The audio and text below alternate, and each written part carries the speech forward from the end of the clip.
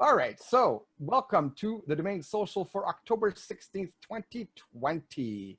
For those who want to join us in future weeks, we're watching on YouTube right now. You can subscribe at thedomainsocial.com, where you'll get an email every week with the link and password to the Zoom that we're having right now. Again, thedomainsocial.com, all info is there. Here are the socials. I won't send them out too much because it's just copy paste. Well, put them into your browser or whatever it is. The main one to know is Twitter is at the Domain Social, and then everything else you can find at thedomainsocial.com. And the agenda is we start around 3 o'clock. I open the doors. People, when we talk off topic as people get in, and usually by 3:15, which is a little late today, but we already talked about a few things. We'll get into pretty much anything to do with domains. You can talk about recent sales if you want tips on incoming offers or what to do in certain situations. It's all fair game. You can watch old episodes and you'll see we have a pretty wide range of topics. And then around 4:30, maybe a little bit later this week, because we have a few fewer names, we start an auction. And then after that, it's the after party where it's not recorded, and we go on. Today, I have my little dog with me. We're gonna go for a walk. It's been rainy all last couple of days, so we're probably gonna do a hard stop around 7 p.m. Eastern, and that never ends up being the truth. What usually happens? Oh, am I sharing screens here? I didn't even share the screen for all that, right? Anyhow, so what ends up happening is we end up going on pretty late and talk about all kinds of really interesting stuff. And last week, I want to thank Josh Reason, who went through pretty much play-by-play of every aspect of of everything he does when he's looking for a domain. And it was really, really good. I know a lot of people ask to sort of, recap it and whatever it is, but, in fairness, when it's not recorded, some people share stuff that they don't want necessarily shared to the whole world. So you had to be there. And that's pretty much it. We'll talk a little bit about stuff, but otherwise, in general, but that's that. So on that note, I did want to thank the ICA this week for something that happened at ICANN. There was a session that was pretty much going to be an anti-domainer session that I know Jonathan got in touch with ICANN, and Zach said, well, if you're going to allow this person to present, we should be there to be the counterpoint, the counterbalance. And so ICANN, instead of doing that, they just canceled the session. So good job, guys. Congrats on that. And on that note, that's all I have to say. So somebody else say something about domains. Anybody make any sales this week? Anybody have anything interesting to say? Hey, Arif, before we fast forward past, like what happened with that one particular session, yeah. I just wanted to say that we really owe a lot to the ICA, Internet Commerce Association, on that one. You remember me talking about that session in the last call, that there are people who really have a lot of contempt for folks in the domain investment space.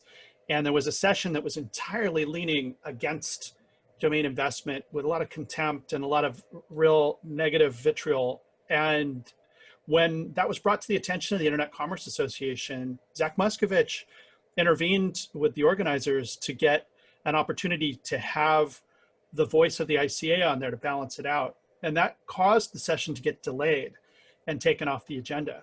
So I think we really need to tip our hat and appreciate that we have the ICA and that they're there, involving themselves in getting a voice for people who do domain investment. And I do want to call attention to that, because there's so many ways that we as a group and industry can be supporting the Internet Commerce Association and how they support us.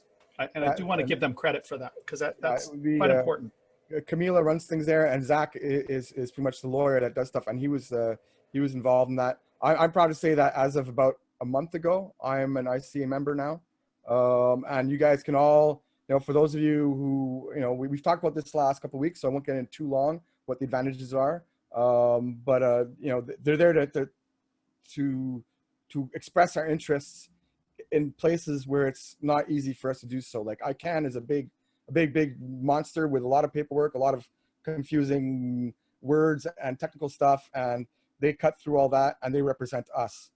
So you can always reach out to them if you want to help out in some way that's not financial, but if you want to just contribute as well, like the plans start at $25 a month, and it's I know for some of us it's not nothing. $25 a month, it's $300 a year, but it goes a long way. Even if you have a few hundred domains, it can be worth it in the long term, because they'll fight price increases, they'll fight different things with sort of the trademark owners who are trying to, I'm in favor of trademarks having certain rights, but a lot of them are trying to get too much rights and go to a point where it's no longer balanced, and ICA fights that. So the last thing I'll say is, what's the domain name for the ICA again? Internet.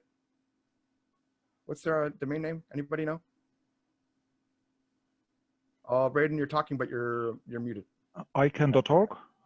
No. It's internetcommerce.org. Internetcommerce.org. Yeah, don't go. ICANN.org is not. They're they're the ones who we're often against. But anyhow, keep joking. So on that note, what's up, everyone? I actually have a question regarding that. You said that they canceled that session because they basically found out there could be a counterpoint. Is that an indication of the general attitude of ICANN, that they are all anti-domainers and they don't want to reason? And they want to just kind of like slip it past you, and hopefully the ICA doesn't know that next time? ICANN is a big boat, and it encompasses a lot of people with a lot of views. And in theory, it's a bottom-up organization, which means that anybody can contribute. But the problem is that I think, as Zach recently said, is that oftentimes he'll go to represent, the small people, the domainers' interest. But what ends up happening is he goes into a room, and it's him, and then there's 40 lawyers or 40 people representing trademark right owners. And so, the balance isn't there. And so, yeah, you can go to ICANN and get involved and get involved in these meetings. I don't know too much about Jothan, probably know more than I would on that, but getting involved. I know Jothan's very involved in many aspects of ICANN. It just seems a little interesting that they canceled the session instead of being willing to have a counterpoint. Well, they rescheduled it for November. Oh, did they? Okay. Yeah, they rescheduled it for November, but there's no ICANN meeting going on, and so it really changes the platform to have the discussion, versus I'm going to jump up on the soapbox and have an international audience of all these people in governments and et cetera, to it'll be my typical kind of group of people that we all are more aligned in our thinking. And so it really changed it. Now the guy has a lot of really good points a lot of the time, but it doesn't always match what everybody else thinks. And in this case, this was, I think the title was An Unsympathetic View of Domaining or something like that. And that was and in the notes of the meeting, it said warning, domain investing in this session will it'll be seen as akin to a vegan's vision of an abattoir type of thing. So like they were very, very open about it being very anti-domainer, but what was going to be in it, who knows? So Michael Sager just said the title of it was an unsympathetic introduction to domaining.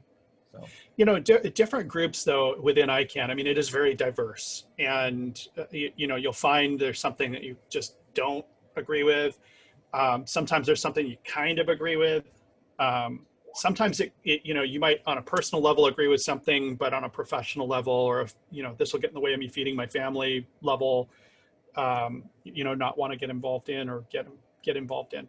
But different groups have different places that they get engaged, and it's worth looking at it overall and getting involved.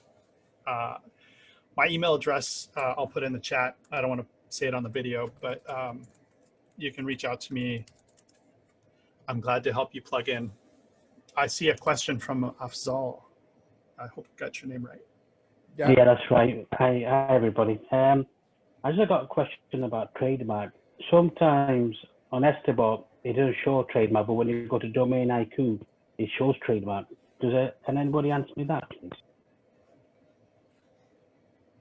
Well, I mean, trademarks is a very gray zone, right? I mean, just because something's a registered trademark doesn't mean you can't use it as a domain, and vice versa. Sometimes you can have a domain that's infringing on somebody's trademark that's not registered. And you know, that your best tool is probably Google to research if there's a company there. But, you know, there's, let's say, if it's something very specific, like, you know, the classic example is like Microsoft. Microsoft is a very, you know, it's a made up word. It's very unique. It can't be confused with anything else. Chances are, if you register Microsoft something, you can get into trouble, not automatically, but, you know, chances are much stronger. Whereas if you register, let's say, Apple, and you're selling apples, or you're selling something that's not within the Apple computer's sort of large portfolio of things, you're totally safe. Like, you can have an Apple company that sells clothing. Well, maybe not, because Apple probably sells clothing too now, but you know what I mean? Like, if it's outside the context of what that business is, you know, that you're generally okay. Now, it's always a case-by-case basis. Don't take what's there as for granted that you can't register the domain, but also don't take it as it not being there as it you being safe, because a trademark doesn't necessarily need to be registered for you to be infringing on somebody's trademark. You know, it's just easier for them to get after you and to prove them that they started their company at a certain date. But basically, anybody who's using a mark in commerce, that is a trademark, whether they register it or not. And it could be any corner of the world. And sometimes it's geospecific. Sometimes it covers different geographic areas. Sometimes it's very specific to a certain niche. Sometimes, like probably in the case of like Apple computers, where, yeah, they probably started off just selling computers, but now they're selling like watches and all kinds of other things, and who knows. And, you know, so you do have to be careful, but at the same time, you don't have to be paranoid either. Like, it really, really depends on the domain. And, you know, and if you're asking for advice on a specific domain, like, nobody's answer is going to be accurate unless they know the specific domain. And even then, there's gray zones. Thanks, Harry. Was that your question about trademarks, or the difference between what Estibot is showing in Domain IQ? Yeah, the difference that's Estibot showing in Oh, the technical one. Oh, I don't know. Braden can answer that. No, I can't. I mean, it's, Oh, okay. they're both the same product. So I don't know why they would be different. It's the same company with the same feed. So I have no idea. Maybe we should get Luke on here to explain why. Yeah. It shouldn't be any different between Domain IQ and Estibot. But yeah, again, also, like, don't, whether one of them says there's a trademark or not, it doesn't mean anything in terms of your domain. My point is, it's the same company with the same data feed. So that's why I wouldn't understand why it would be any different. Yeah. Thanks, Brad. Yeah. It's just that it was showing on Estibot, it's not flagging as trademark. But for some reason on Domain IQ, it shows that it shows flag. So that's what's confusing me. Wait, so Domain IQ showed trademarks and Estibot did not? Yes, that's correct. Well, maybe it's possible because Domain IQ is paid and Estibot is free. Are you using the free version of Estibot and the paid version of Domain IQ? No, I'm actually using paid version of both of them. Huh. This is what's so confusing me. Yeah, that is confusing. Domain IQ provides more data than free Estibot. I think just more data in general. So I don't know why it would be different. Well, go to the U.S. Patents and Trademark Office and search if you're looking for U.S. trademarks. Yeah. Braden, do you know where they pull that data from? Is that the U.S. PTO, or you wouldn't? I don't know. I mean, there are so many different providers. Yeah. Trademark data. It probably all comes from US PTO. I just don't know what kind of feed or API access that's provided by US PTO, but you know, it could be, you know, Trademarkia or anybody else is going to sell an API, but it's all, I would think it would all have to be derived from USPTO. Yeah. I think the USPTO just provides a download, and then these other providers like Trademarkia are creating APIs to make it more programmatically interfaced. Thanks. Yeah, but going to the source is best. If you're doing them one at a time, you don't need an API. You don't need the kind of access that Trademarkia will provide. So just one at a time. Just go to it's tests, USPTO, and then you I forget what buttons you click, but it's free and it shows you all active and inactive. So there's a concept of live versus dead trademarks as well, yeah. right? as well as publishing date. So sometimes you can see like date of first use. Now, this is not as much the case with new domain registrations as it is past registrations. But if you have like past registration and you're looking at a date of first use, most cases, the date that you registered the domain name, if it really precedes a registration, like we saw with that, what was it, space.com, recent kerfuffle, you know, there's no way, unless you had a time machine, that you could have messed with somebody's trademark knowingly. In the case of, you know, Egal registered the domain, you know, a decade ago. There's no reason anybody could legitimately say he was infringing on the trademark deliberately. That's just ridiculous. So the date on that is very important. Good question though, Afzal. It's something, you know, I'll say this, and I think most domain investors would say this: never knowingly register a domain that infringes on the rights of others. Yeah, I said it. And again, it's a big gray zone, but yeah, it's no, that's true. That's true. It's not a bright line. You know, how many deltas are there? It's right? funny because I think it was, I can't remember if it was Zach or John Berryhill or Zach Muscovich. I know one of their interviews, one of them said the best tool you could use to figure out trademarks is Google. You know, Google and your brain, your common sense, and figure out how it relates. And if you find Yeah, that, look, I don't think it's a gray area at all. I mean, if you want to register, you know, deltaairplanes.com, you are infringing. Yeah. Right. But if you register Delta, you know, touring company, well, that's fine. Right. That you're not infringing. It's just about common sense. Yeah. Right. If it's Delta Consulting, it's not airline related. Okay. But you also, if you're going to park it, be mindful of the ads that come up on your parking page. Because if you have a Delta Consulting.com and it's showing ads for Delta Airlines, they're going to nab you with that because you're essentially taking their traffic. Well, are you not still using the name? I mean, will that not cause a problem? You're just still using the name. You're still Sorry? using their brand. Will that not cause a problem if you're still using their name? Like, for example, Delta's massive. If you're using sorry. Delta with something else unrelated. Yeah. Right? If you have, okay. I don't know, delta.guru, you know, that they can come after you, right? And you can defend yourself, but the question is it worth it, right? And the chances are, usually it's not. If we're talking about just a trademark and then some random new TLD, it's not. It's almost never worth it. But if you have a generic word, you know, like, you know, pineapple, like how many companies in the world are called pineapple? But it's generic. So as long as, you know, that's my name. As long as I don't use pineapple.com and, you know, I think there's a payment processing company called Pineapple Payments. As long as I'm not advertising payment processing services, I'm fine. But if I do, they could come after me.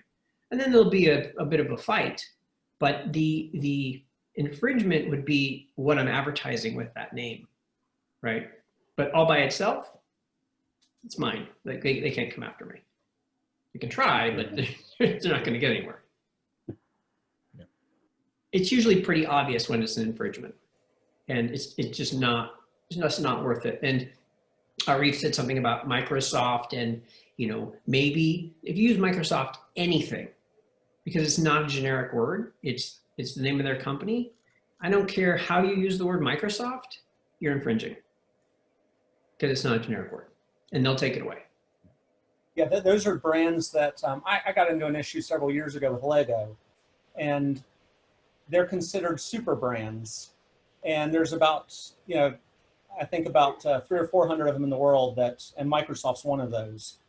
And you can't own a name that's a super brand without them being able to get it from you. I won the first round of a UDRP from Lego because my son was using it, and they won it on what Braden said about the ad. He had an ad, they did it again a second time around, and they won the second time around because he had an ad for Legos on there. And it was considered fair use the way he was using it for a school project the first So- time. So what if you're using Google Ads or something and it puts something out there that you didn't want it to because of You're That's- you responsible. hold them what liable happened. for it? Yeah, Oh. that's what happened. We were You lose. WIPO said that we were responsible for controlling that. Yeah. And you are, because it is your choice to park it, and you can control the ad feed, and or you can not park it. You can not have an ad feed. So it's up to you. And if your domain that you're in control of shows ads that from that company, you're infringing, and it's kind of open and shut at that point. So you really want to steer clear of that. If you think you have a name that might possibly infringe, don't park it. Yeah, good advice. Parking in some states, and in fact federally, is actually considered use in commerce, and that just because you have ads that are related, if the word is relatively generic, doesn't mean you're actually infringing. There's plenty of companies that have generic or close to generic marks, and it's really on a case-by-case basis. It's not sort of a one set fits all, so to speak. If you have to have a rule, Braden's rule is perfect because it protects you. But if you really should just look at it on a case-by-case basis. This is how Stephen drums up business. Yeah. It's just, It does actually. No, it's funny. He showed up right as we were talking about this. It's like Beetlejuice. You like say infringement 3 times. Poof, there he is. You didn't know that worked? Actually, if you say it 6 times, they show up in your living room. I have another but then he'll question. charge you for the consultation. So be careful. And frankly, there's I personally think there should be a better approach that it should almost act like a takedown request if somebody is alleging a copyright violation on their site. There's a whole mechanism under I think it's the safe harbor provisions or something like that. As long as the person has an ability to take down the alleged infringing copyrighted material, that should suffice. But what the UDRP is doing is, taking away the entire website, the entire domain, and handing it over to the complainant, which it's just incredibly powerful, and I think it goes much too far in that regard. Just as a side comment, your comment about copyrights and safe harbor, that only works for service providers. If you're only if you own the website, safe harbor, there is no such thing as safe harbor. And the damages as the domain owner with a parked web page, as you were saying, the use in commerce being reflected, that would be akin to that you are essentially operating a website on that domain. Yeah, you are definitely operating a website if you're the domain owner. There's no question about it. You should probably, do trademark searches and try and block advertisements that are clearly infringing unless it's a generic domain name of some sort, in which case it's pretty much impossible. Not to mention, like, just getting back to the idea of no hard and fast rules in this gray area of trademarks, there is even the, what do they call it? The comparative advertising. So it allows Coca-Cola to use Pepsi's trademarks. And, there's an entire area of commerce that is devoted to that notion as well of actually using a competitor's trademark in a comparative sense, and that not being prohibited. So like you were all saying, it's just not as completely black and white, although the UDRP panelists would have us believe it is. Yeah, I think the rules are black and white. The problem is that exactly that. It's the interpretation by either a judge or the panelist that isn't always consistent, or isn't always correct. Even I think we could probably say safely in some situations. So, even if you win UDRP, they want it bad enough, they're just going to take you to court. That's all. And then the question is, do you really need the word Apple to sell computers, to sell headphones, unless it's actually their product or something? If you're Or do selling you their need the product, word Kodak? that's within fair use. They can't stop you from doing No, that. I'm just saying, do you need the word Apple to start your computer company?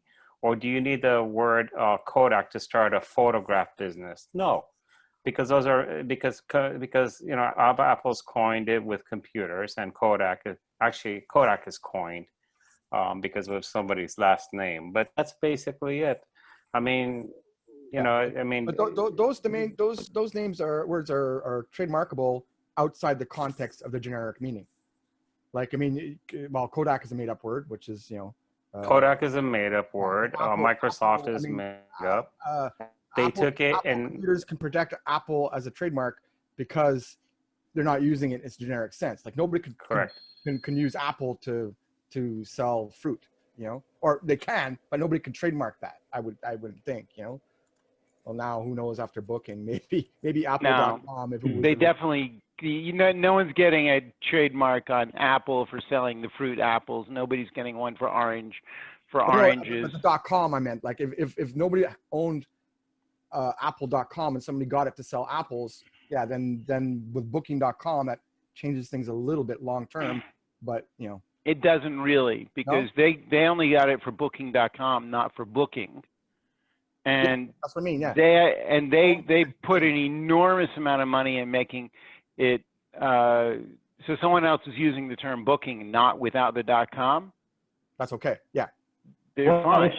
What if somebody registers Microsoft spelled MYKROSOFT? For what goods and services? Let's say someone registers Microsoft, MY as you spelled it, and they're selling apples, oranges, and bananas. Yeah. Is that okay? Of course it is. Yeah. Yeah. Because it sounds the same. If you were selling computer products, that would be what is known as confusingly similar. So, I mean, yeah, sometimes the one panelist and another panelist might have different decisions, but I think Microsoft with an I and Microsoft with a Y is one of those cases that falls under confusingly similar. So, so it's irrelevant. Yeah, it's irrelevant. Always think about it this way. Imagine the two marks standing next to each other on two different signs on a store right next to each other. And imagine the dumbest person you know that could buy that product. And imagine them walking by, and will that person be confused and think they're actually from the same companies? Yeah. If the answer is yes, then it's probably confusingly similar. Yeah. Thanks. so I could open up something with a misspelling of Microsoft and sell, even though name, I can sell, you know, thing. Albert, you're not coming in clearly. Oh, yeah, sorry. you're kind of scattered. So, you know, Albert, I guess the best takeaway from this is there's softer walls to beat your head against as far as opportunities go, right? I think you gave good advice that you don't necessarily need the term Apple in your company name in order to sell computers.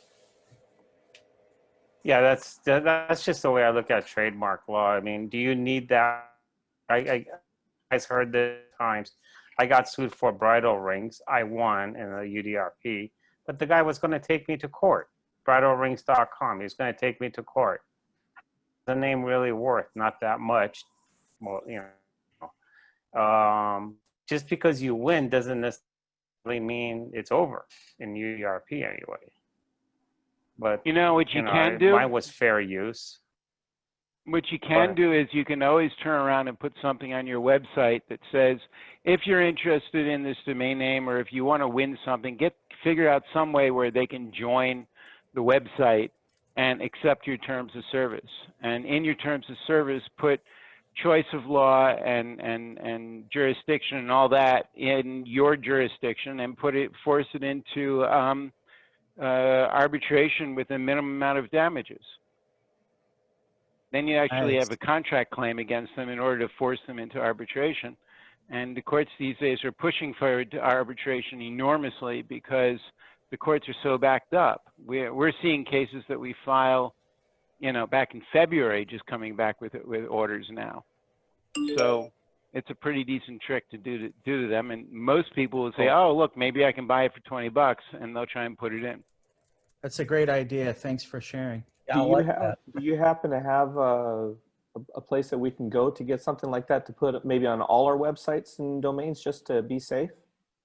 I could certainly write something, but not off the top of my head.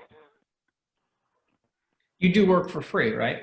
Yeah, absolutely. That's not what I was asking. Isn't that what the ICA is all about? No, sorry. I have another question, but it's not to do with trademark. I wanted to know, GoDaddy and Estibot use two different algorithms, because sometimes in Estibot the value is higher than it is in GoDaddy. So does anybody know what kind of algorithm they use? Secret sauce, right? That's GoDaddy's algorithm, they use internal sales.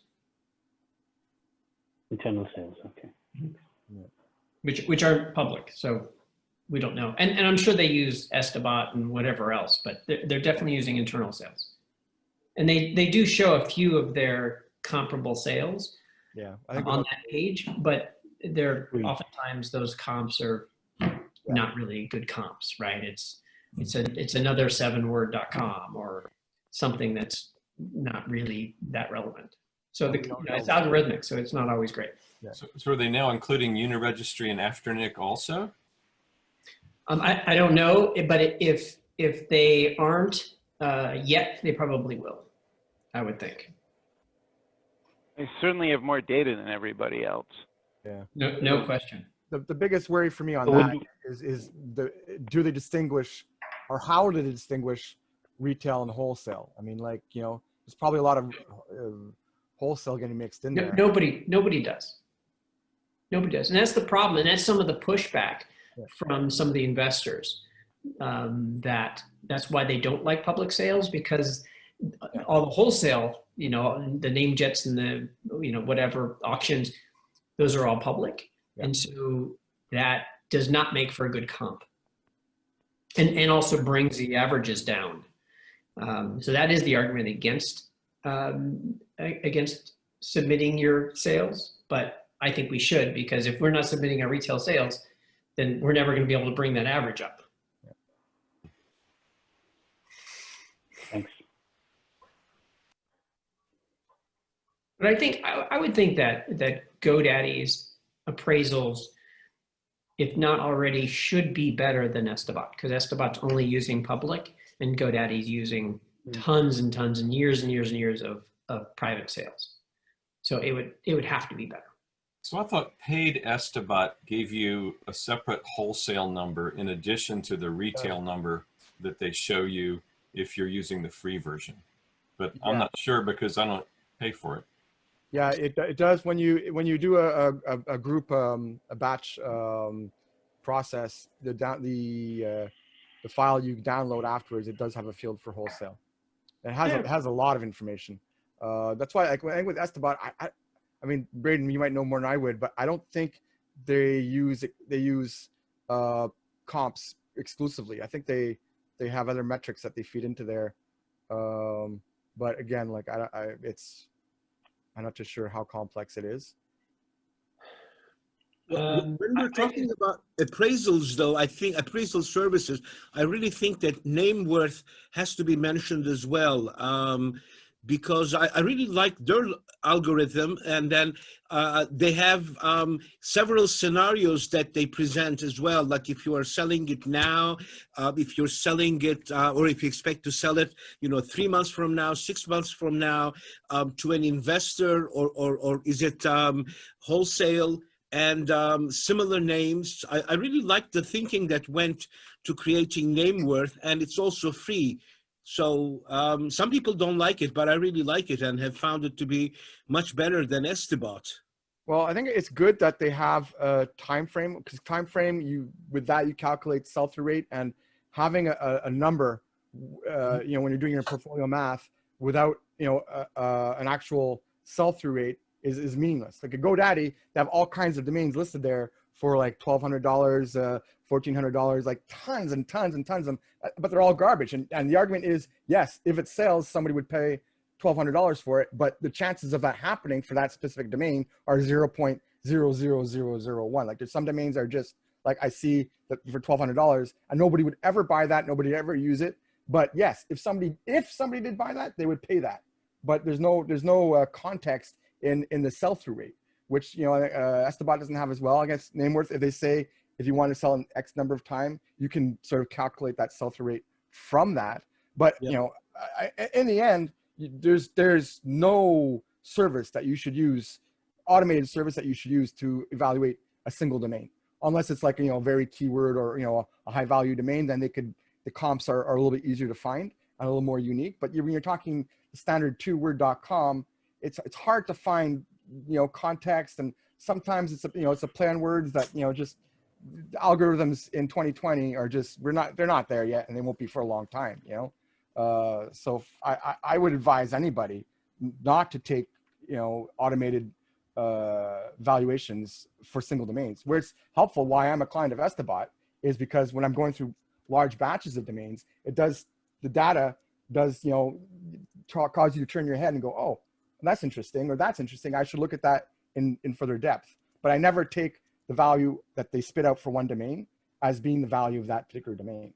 And it does make a good valuation though that you can use. I mean, if you're trying to market to someone and they want to understand why you're charging $20,000 for it, and Nameworth says it's worth 30, then, you know, whether it's the best data point or not, it's still something that you could use to give it some value to your appraisal. But we're talking about accuracy, right? Because like, look, as domainers, what we could do is just, we'll make a service and label it and take GoDaddy's number and put a 0 at the end and use that. You know, there's nothing, it's just, is it accurate or not? I don't know. Like, obviously if Estibot shows a number higher than we were asking, you show the client that number, right?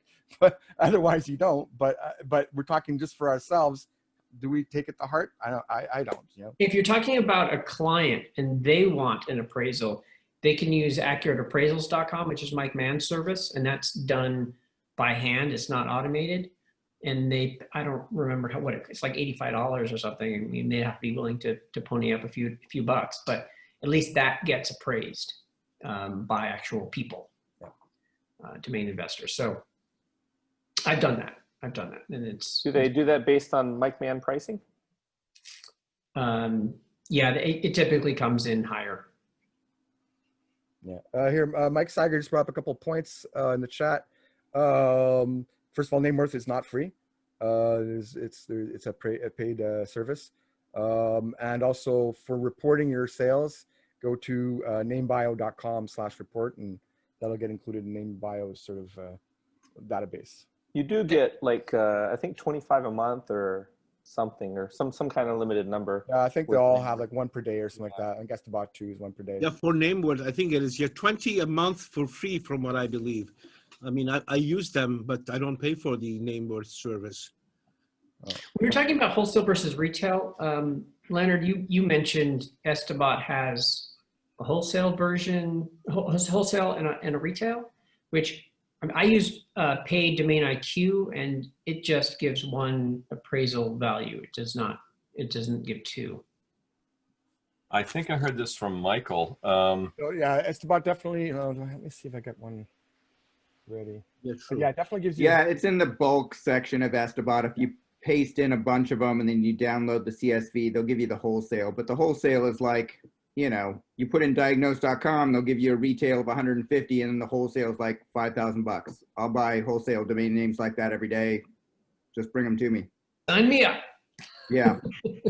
So, you know, that's like Nameworth as well. I put in dirt rocks or rocksdirt.com, which is available for registration. And it comes back and says retail value $2,450, and you know, all the 6 levels down to liquidation value $37. You know, there's just no comparison between a real person who's qualified and experienced doing evaluation and any of these automated tools online. Exactly. Like the domain that I sold for $300K is listed for $100 or less at Estibot. So Yeah, and I was going to say that too, is that beyond knowing domains, there's also the niche, right? I mean, you knew that niche. Yeah. There's very few people in this room who would have said, we think that domain was worth anything close to $300,000. Like, I knew it was a valuable domain, but I mean, you know, if I had that domain and I was offered $30,000, you know, I think I would have said yes, you know, but you understood the niche. So sometimes the metrics, you know, it doesn't equate, right? You just know what you know. And that's why it's good for people to have no niches and domains too sometimes. Did you say you would sell for 30,000? Which one are we talking about? His sold for 300. But I mean, I think all of us would have said yes at 50K. You know, for which name? Cognitive automation. Oh yeah, right. I didn't want to say it. Joseph can say it. But yeah. So I have another question. I'm going to put it in chat. It's quite in depth. Okay. So, look, can you just say it? Can you ask the question? Because it's a little long, your question there. Okay. Okay. Yeah, sorry. It's like an assignment. Sorry. So, reference to Luke's discussion on the 4th of September, he mentioned something about CEDO's MLS premium that you can promote it by changing the let's have a look on the drop-down menu. But it's true on many registrars, but you can't do it with the major ones. Like, for example, with GoDaddy and Namecheap, it doesn't recognize it. Anything that has an S next to it will work, but anything that doesn't have it, CEDO does not support it. So I just wanted to bring that up. I don't know, is that clear to everybody? I didn't quite catch.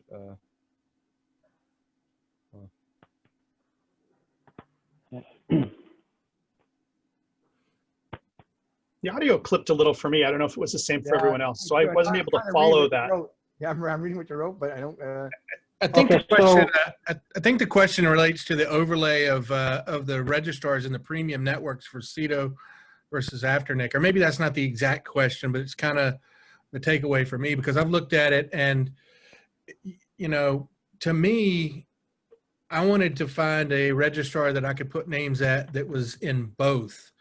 And I want to say Epic is, and there's probably a couple others, and it's been a while since I did the Venn diagram. I didn't actually do a Venn diagram, but in my head it was, of which ones, you know, which registrars were in the CEDO premium network and which ones were in the Afternic premium network, because I wanted the broadest exposure possible. But you know, the fact that there's some big ones missing probably relates to GoDaddy's relationship with, as far as owning Afternic and them being, in a sense, competitors. You know, that would be my guess as to why somebody like CEDO doesn't have GoDaddy in there. And it's probably political as far as why Namecheap's not, because I'm pretty sure Namecheap is in Afternic. So they probably don't want to, you know, have too much competition, or want to have some differentiation. Otherwise, why would you need to do them versus one of the, you know, Afternic? Thanks, Jason. Mm-hmm.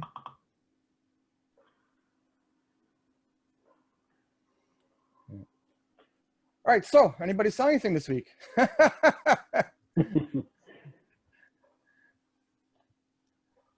Anybody have any domain conversations? Anything they want advice on, and how an incoming offer or something like that? I have a question for the group, and I wanted to ask if you could try something. So there's a button in your Zoom that has reactions you can press. So there's like a thumbs up, or you can do, yes, so Matt's got it, or you can do a heart. Add more of those, yeah. Turn those on.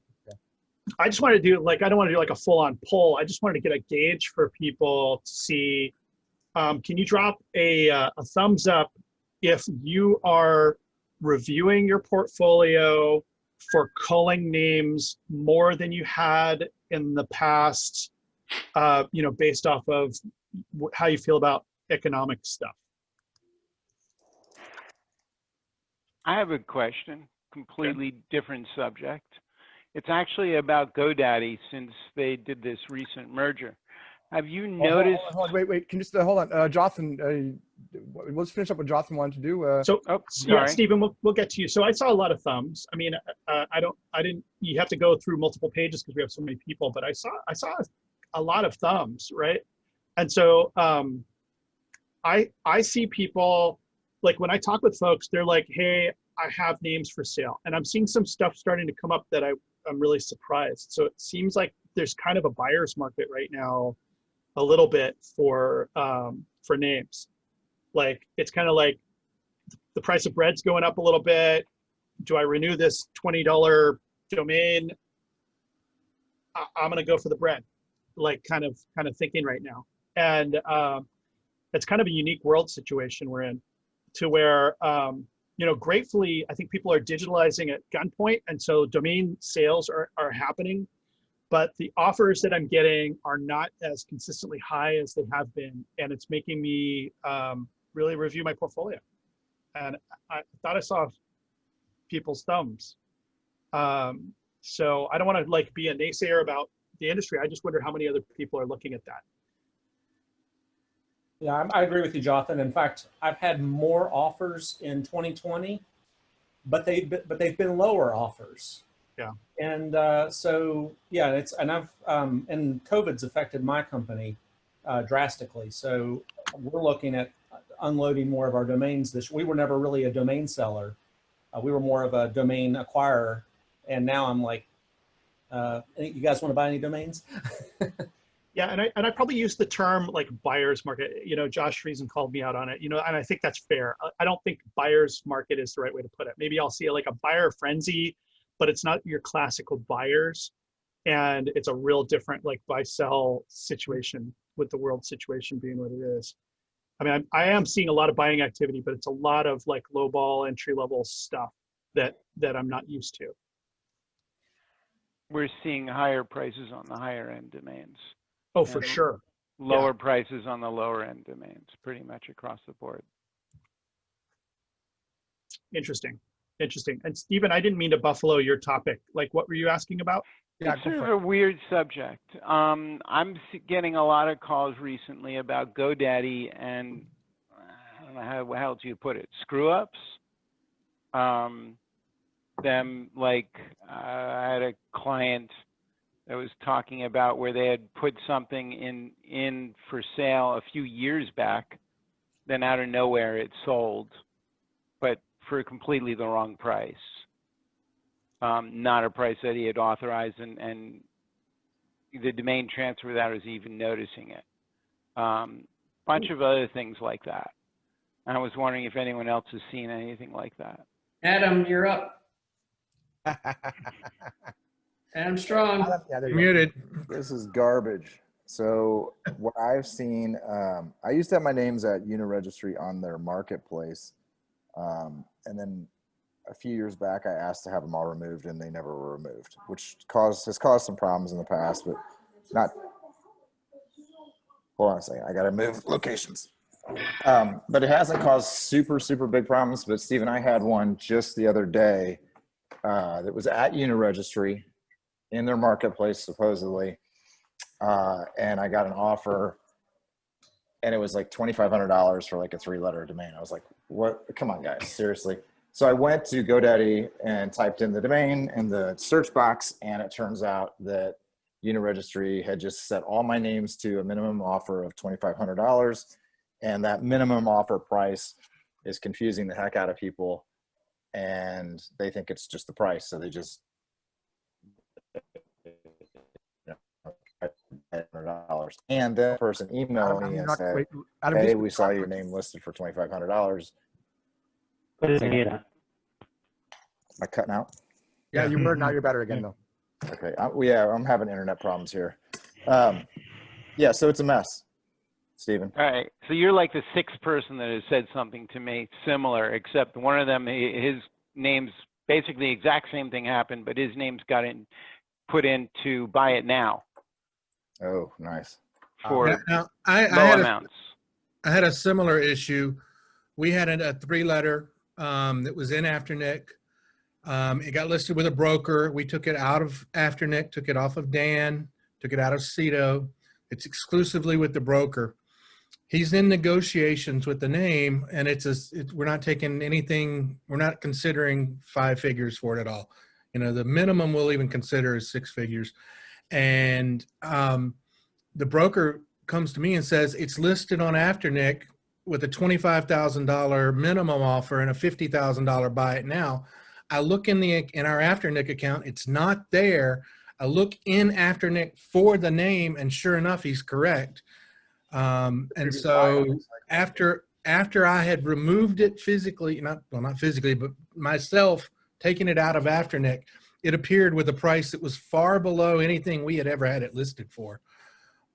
So yeah, there's definitely something going on. I don't know what caused that. If that was in somebody's Uniregistry account previously, and this whole thing brought it over, or what? But yeah, I had another one. This has all happened like within the last week. I've had like probably 4 to 5 just different random kind of things. I had one like what you were talking about as well, where the name was, and then I asked GoDaddy, I've always asked my rep what happened. And he said, well, I'm sorry, that was in somebody else's account, but none of them have been buy it now. None of them have been caught in what Steven's talking about. But I mean, just the overall risk of that happening is, you know, now that Steven says it's happened, makes me want to just pull all my names off to Afternic anyway. I don't have any of my names on buy it now prices, and never have well, with a few exceptions. So, but I think a lot of these past, Jason, what yours was is probably like somebody else owned it or whatever, but they've bought Uniregistry's platform and Uniregistry's database, and that database is clearly, you know, crap. So yeah, it's the integration probably where there's a translation issue. Well, you know, the fact that I told them to remove all my names out of their system, and they're still in their system, you know, like, and they're saying, well, you had all these names listed at Uniregistry. And I said, no, I didn't. And they said, well, it's showing as you did. So we just moved all those names over. Okay, well, yeah, that's a problem. If they're not checking for accuracy and they're just migrating everything over, there's going to be massive problems with this. Well, I mean, it's got to be millions and millions of domain names. I mean, look how many people were on the platform. Uni had how many domains? I think it was did they have 2 million? Is that? I could be wrong. I think that's probably even low. I think they had a lot. I mean, because people were able to put their names up on Uni for sale as well as other places.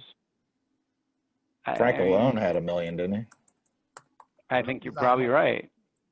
Yeah, Keith, you posted in the chat that it was it was somebody else's listing, and that makes sense. But it would have shown up when we listed it initially, and the fact that we had it on there and then took it off, and then some phantom listing came in after we removed it, means that something happened after it was taken out of our account and just delisted so that it could be sold by the broker.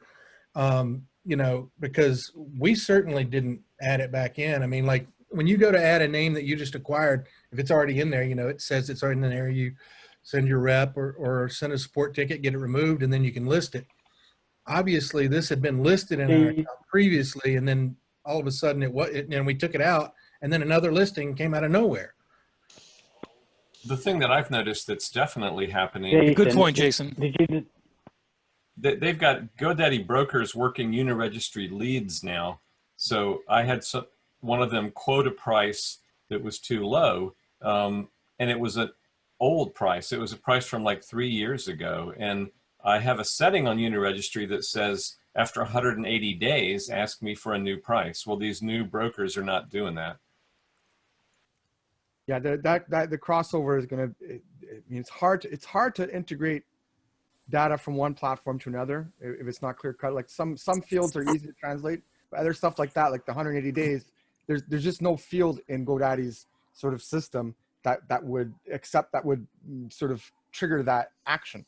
So they just probably imported the data without the extra stuff. And you know, in the defense, it's not easy, but at the same time, you know, that's the expected behavior from the Uniregistry customer. I think, you know, they have to work a little bit harder at that. But the problem with GoDaddy, as I said many times before, is that they're such a big platform that nobody knows everything about it that works there. They fix one thing with the right hand, but you know, the left hand is plugging a different hole when something else breaks. It's so big that like there's so many bugs there, right? I mean, I had one of the domains at auction here 2 months ago.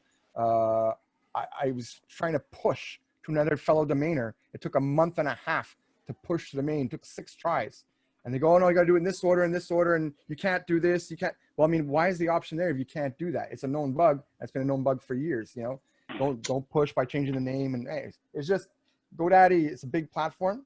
You know, in fairness, it's not easy, but you know, they're a billion-dollar company, right? Multi-billion-dollar company. They got to get their act together. They should, but they've had that bug on their auction platform for years and years and years at this point. Yeah. Where it sends tells one person they've won, and then another person actually wins a couple of seconds later if it's online. And that bug's been around for years. Yeah, they kind of fixed that one about a year and a bit ago, but it's just like that's still broken. Well, that's for the closeouts. Yeah, the closeouts now 2 people can get it in their cart at the same time and do that. There was one that was time related. If people were connected to the server or not, they would get one message, and it would depend on the clock on their computer and not the clock on the server. Right. And it's a mess. And you report it, and they send it up, and it never comes back down. Like there was a bug a couple of years ago that I submitted, and I explained and I detailed, and it was basically it was a bug that if you bid on domain A, the resulting action would be taken on domain Z, and you know, on domain B and domain Y, and it's like, so I ended up bidding on domain A and B. I ended up winning domain Y and Z. I reported it, I detailed it, and the reply was, well, you have to pay for the domains or we're going to move you from the auctions. I'm like, you know, you should be thanking me, but it's just, yeah, they don't care. You know, they don't care. They do care, and the individuals care, but as a company, it's so bogged down in everything that they can't get anything done. Again, because it's just, they shuffle it to one person and it gets sent to another person, and then it's lost between the cracks. What do you think? They should just get broken up? Well, I mean, yeah, go ahead, Tommy. I was going to say, I emailed GoDaddy and says, do not list any of my names for sale, right? And sent them that across. I then had a look at Afternic, and something says to Afternic, get my names off your platform. And I cancelled my account because my names were appearing on Afternic for sale, which we hadn't put in. And I cancelled the account. Everything was fine for like 3 months. And then I went back in to check it. I was doing a who is, and sure enough, which popped up, my domain name on who is with the name for sale. Were they also... I've already cancelled all this and everything else, and it seems to be it's still appearing. Were they also, Tommy, were they also listed at Uniregistry? Could it be that it got imported? Never registered at Uniregistry, never. You know, it's because I don't really sell a lot of names. You know, it's like I use my names for development, and it was like the sort of prices were probably put in like 10 years ago, sort of thing. And I've got emailed GoDaddy and says, look, get these off. I'm not interested in selling them, etc., etc. And that's the reason we started moving away from GoDaddy across to Epic, is because, you know, it's when you ask a company to do something and they don't do it and they just blank you, then my answer is, well, you know what? I'll take my business elsewhere. And they carry on with Afternic. I've got the confirmation that they closed the account and everything else. And I find it amazing that I'm looking at a page just now, GoDaddy, Afternic, and one of my domains is up for 3,500. And I'm sitting there going, you know, I sent you the paperwork for it, emailed you, she's confirmed you closed the account and everything else. Why are you still got it listed for sale? You know, it's makes it dangerous. It makes it dangerous to leave your domains on GoDaddy, because that means that if all of a sudden even if you told them to take it down, they could sell your domains right out from under you. Yeah, totally. I have a question about. Sorry. There you go. Well, I'm finished. Arif? Hey, I have a question. Yeah, the thing with GoDaddy, I mean, I've said it many times. I won't go into details, but the GoDaddy platform itself is not secure. You know, Jason. It's anyways, whatever. I've come on too much. One thing I do like about GoDaddy that they've done recently is do something positive about GoDaddy. I'm so tired of always bashing them because they deserve it, but you know, they're not all that evil. I mean, the people there they have, you know, the people there, I think, are good people. Most of them care about it. But anyways, besides the point, what I do like is a few months ago, they added, when you download your portfolio, the database, they added a new feature where you add the check mark for the transfer codes. I just thought that was really useful and a smart thing to do, that it wouldn't be automatic, but it would give you the option. And because I know we've talked about other places where transferring is a little bit of an issue, but you know, the irony is that with GoDaddy, it's easier to transfer out the domain than to push it to somebody else's account, which I don't understand. But you know, thank you GoDaddy for that little check mark when you download your portfolio, because when you want to transfer stuff out in bulk, it makes it super easy. Hey, RF, I see Afzal's got his hand up. Yeah, go ahead. Afzal, your audio was cutting, I think. Can you turn off your video so we can? Yeah, we can oftentimes hear when you. you turn off your video, your bandwidth goes up for the audio. Go ahead, Afzal. Oh, can you hear me now? Correct. Yes. We're still a little Okay. So back to Jason Shepard's question about sorry, he said he has some issues on Afternic with one of his domains. Obviously, with the recent partnership with GoDaddy and Afternic, could that possibly explain the bug in the system? The recent what? You know, the partnership with GoDaddy and Afternic.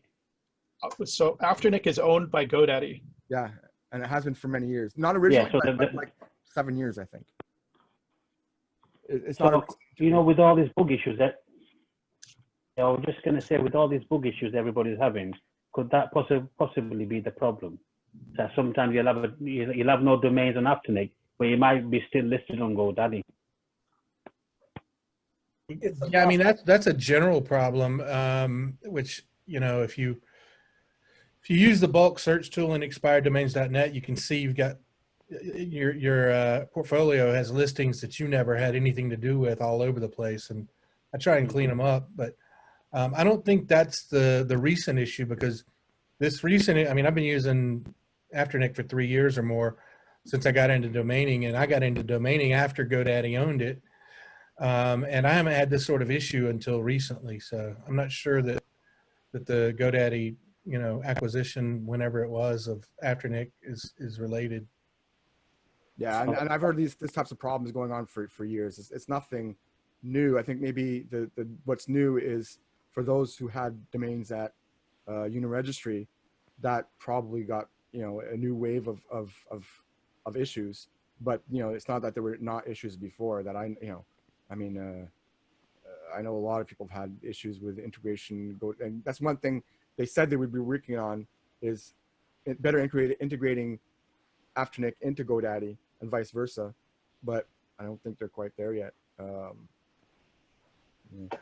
I have a They may actually be having more problems in that the data, if it got all intermingled, I mean, it could be a big mess. We don't know. Well, yeah, that's the thing. Is like, well, I can't remember who was before said there. You know, at Uniregistry, they had it set up so that at every 180 days they would get asked to reprice their domains again. But again, like when you import that information along with all the pricing information from one database into the Uniregistry database doesn't have that field, so that information just gets lost. And yeah, in theory, if they were smart about it, they would have had somebody manually go through that field, see who checked that off, contact that seller, that I want to say customer, and see, well, do you still want that? Because we can't offer that service anymore. You know, so be aware of that. That's what's missing with GoDaddy, is that they don't go the extra level. They don't think outside. Well, they don't think about the structural of the data. They just take it and they copy and they paste, and what's lost is lost, and you know, nobody's responsible for the rest. You know, it's just oh, it was lost and that's it. You know, I think GoDaddy's dealing with a lot of legacy data, because like Afternic, that's the same design. That website hasn't changed since the Collins brothers owned it. So you realize how long ago that is. Yeah, I know. And old school. So in fairness, it might not be a legacy thing. In fairness, it could be just be like one database is structured one way, the other database is the other way. It doesn't have that field, and that field just gets, when they cut and paste, the person doing that didn't realize that field is very important to those customers from the old, well, from Uniregistry in this case. You know what might be valuable, like rather than us speculating on all this stuff, I mean, why don't we invite Paul or you know, Joe or somebody to come talk about it. You know, so that we're not kind of speculating without the opportunity for them to respond. Because I think that would be better. That's a great idea, actually. I'd love to hear what they have to say. Well, I talked with the developer at Uniregistry because I was always a fan of their, to me, it was a registrar that had tools that were made for a domainer. And so I got to talk to the developer at some of the at the NamesCons a couple of times he was there, and he was using different tools that were more cutting edge. And I'm guessing like Afternic, I wouldn't be shocked if that's on like a MySQL database or something that's more open source. So I think that would be great to actually hear from the horse's mouth on some of them on what they're using. Maybe we could all just shoot Jonathan in email or so, or come up with a list of questions. We don't say the same thing over and over again. Yeah, and I think if we don't put people on the spot, it helps, I think, with attracting somebody to come in and have the conversation with investors to understand this. I mean, they're very engaging when you catch them one-on-one, or you have conversations with them at domain conferences and things of that nature. So I don't think they'll duck the question, but if you've got, you know, specifics or things, it might be worthwhile we gather up what those questions are, provide them ahead of time, and invite them to address them or talk about it. Yeah. I don't think I would give it to them ahead of time, because that would be give them too much of a chance to run it by attorneys and stuff like that. I'd like to come up with one list and have it not be repetitive, and so that we're not all sort of barraging them. But you know, they're not like, I mean, they're active a little bit on Name Pros, and they're, you know, they'll answer questions. They go, oh, we know it's an issue, it's in the pipeline, and that's their answer. You know, it's like it's not like they don't know. It's not like, it's just a very generic answer. And you know, again, it would depend on the question. Some questions that probably have better answers to than others. But you know, overall, I mean, look, there's nobody at GoDaddy who wants things broken, right? They all want it fixed. But you know, you ask your rep. I ask my rep oftentimes about the just pushing accounts. Why is there so many issues? Why is there bugs? Why doesn't it work half the time? And the reply is, you got to do it this way. I go, yeah, but why doesn't it work that way? And it's just the inside thing. They know it doesn't work. And there's no reply. There's no excuse. It's just GoDaddy, and it's the way it is. They're so big that there's nobody who understands their entire platform. Again, the left hand has no idea what the right hand's doing. One will fix one thing and it'll fix the other one, and they don't know it. And then 3 weeks later, somebody says, oh, well, that's broken too now. And it's like, but that's not a really great excuse. I mean, of course not. Reality-wise, people should leave the platform if that was true. I'm not saying it's a good excuse. I'm just saying that's the reality. And it's not specific to GoDaddy, right? It's like any big company, these are issues, especially when you have a platform. You know, it's not easy. Like, I mean, they've got a lot of work ahead of them, but the problem is, they don't start today. In 2 years from now, it's gonna be twice as hard. And they've got bugs that have been around for years. I'm trying to be. Positive thing about Afternic, though, their support is good. I called them on the phone because half my domains got deleted when I uploaded some new ones, and I clicked the wrong little box, and the spreadsheet, it choked on my spreadsheet. So this guy got me on the phone and did it all himself when I emailed him the spreadsheet and fixed everything.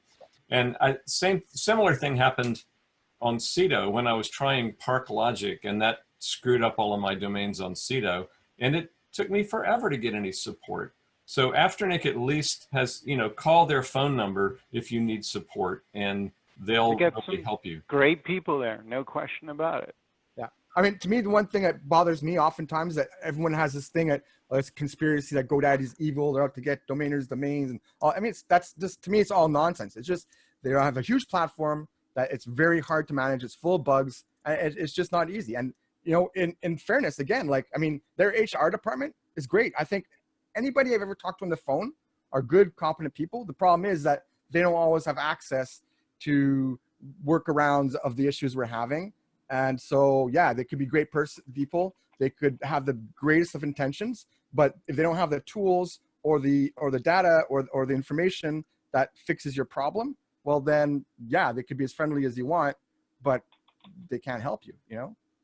And anyhow, yeah. So somebody asked me, is, can we possibly get something from GoDaddy to socials? I mean, again, as I said last week, but a couple other people people asked to have on, the social is open to anybody and everybody in the industry. So if anybody wants to invite anybody, you're more than welcome to do so. You know, we've tried to keep this kind of company agnostic and try to keep it so there's not too much advertising. But again, like something like this, I don't mind. It's just that if, you know, we might have to get other you know, if I officially invite them, I'd have to officially invite other companies maybe at certain points. But at the same time, yeah, if you want them to come, invite them. I could reach out to. I don't know. I don't know how productive it would be, but and RF, I think it depends on when you'd post this, right? I mean, clearly, I think they've been mentioned enough times. Just like when Steven showed up when we talked about infringement or trademarks, you know, we'll probably. It's very likely that somebody from GoDaddy would want to reach out and maybe engage with us or have an opportunity to talk this through. Yeah, it may or may not be something they'd want recorded, you know, for candor. So you know, it could be that they want to maybe come to a Tuesday or Wednesday session versus the Friday session. Yeah, yeah. But hey, I wanted to see if people would be fine if we, because Drew has had his hand up for a very long time, and he's got a topic that's different than this. Do it. So Drew, go for it. Thanks, Jonathan. And, you know, I don't know if it's a different topic, but it is relating to something we were talking about earlier, and the pricing differentials using the using those streams of Afternic and C2MLS. And I seem to recall there being something in the terms of service and the actual practice for a time being, and this is what I'm hoping to get the views of the group, but an owner could set a price for their name. Let's say we want to sell it for $5,000. And what was happening, or what the terms allowed, was for the registries to set their own price above that which was set by the owner. So all of a sudden you start seeing a price of $7,500 on your name in one of the registry streams. And not only that, the registrars would capture the entire 100%. So that $2,500 differential would go totally to the registrar, and you would get your base price of $5,000 less the commission. Are any of you aware of that practice? Yeah, we talked about this, and actually somebody did a little project on it. I think it was in the previous version of the social. I think when Mike Siger was running it, they did an experiment.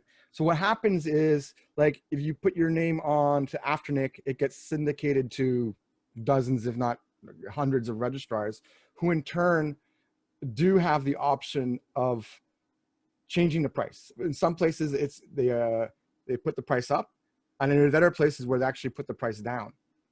So yeah, and in the end, it's what matters is you get what you get, what your price was minus the standard commission, but they're allowed to change the price. And I think there is an option somewhere, but the option is, I think it's incorporated into, do you want the syndication or not?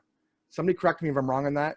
So they can change the prices, but it's part of, like, if you have fast transfer and you select to have your domain syndicated outside of Afternic, then those partner registrars are allowed to change the price. Again, someone correct me if I'm wrong, or if you know otherwise. I'm not 100% on that, but I'm pretty sure that's the way it works. Because that just strikes me as such a, I mean, it can affect the sale if you've set a price at a particular price point, and now the registrar comes along and doubles or triples it, and so then you're not. I think there is a threshold. Like, obviously they can't go too much lower, because, you know, then they wouldn't get any more commission. And I think there's a cap, and I want to say it's an extra 20%, but again, that's just going from memory of something I read somewhere maybe a couple years ago. So I'm not 100% sure on that. Again, if somebody knows, jump in. Yeah. My knowledge was from sort of hearsay, and I'd never actually seen it occur to my names, but it was something. it's definitely a thing. And if you go back to one of the older socials, one of the ones, is Mike Siger still around? I don't know. I'm pretty sure they did an experiment where they actually looked around at different, do you remember that experiment you did a few months ago where registrars were changing the prices? Yep.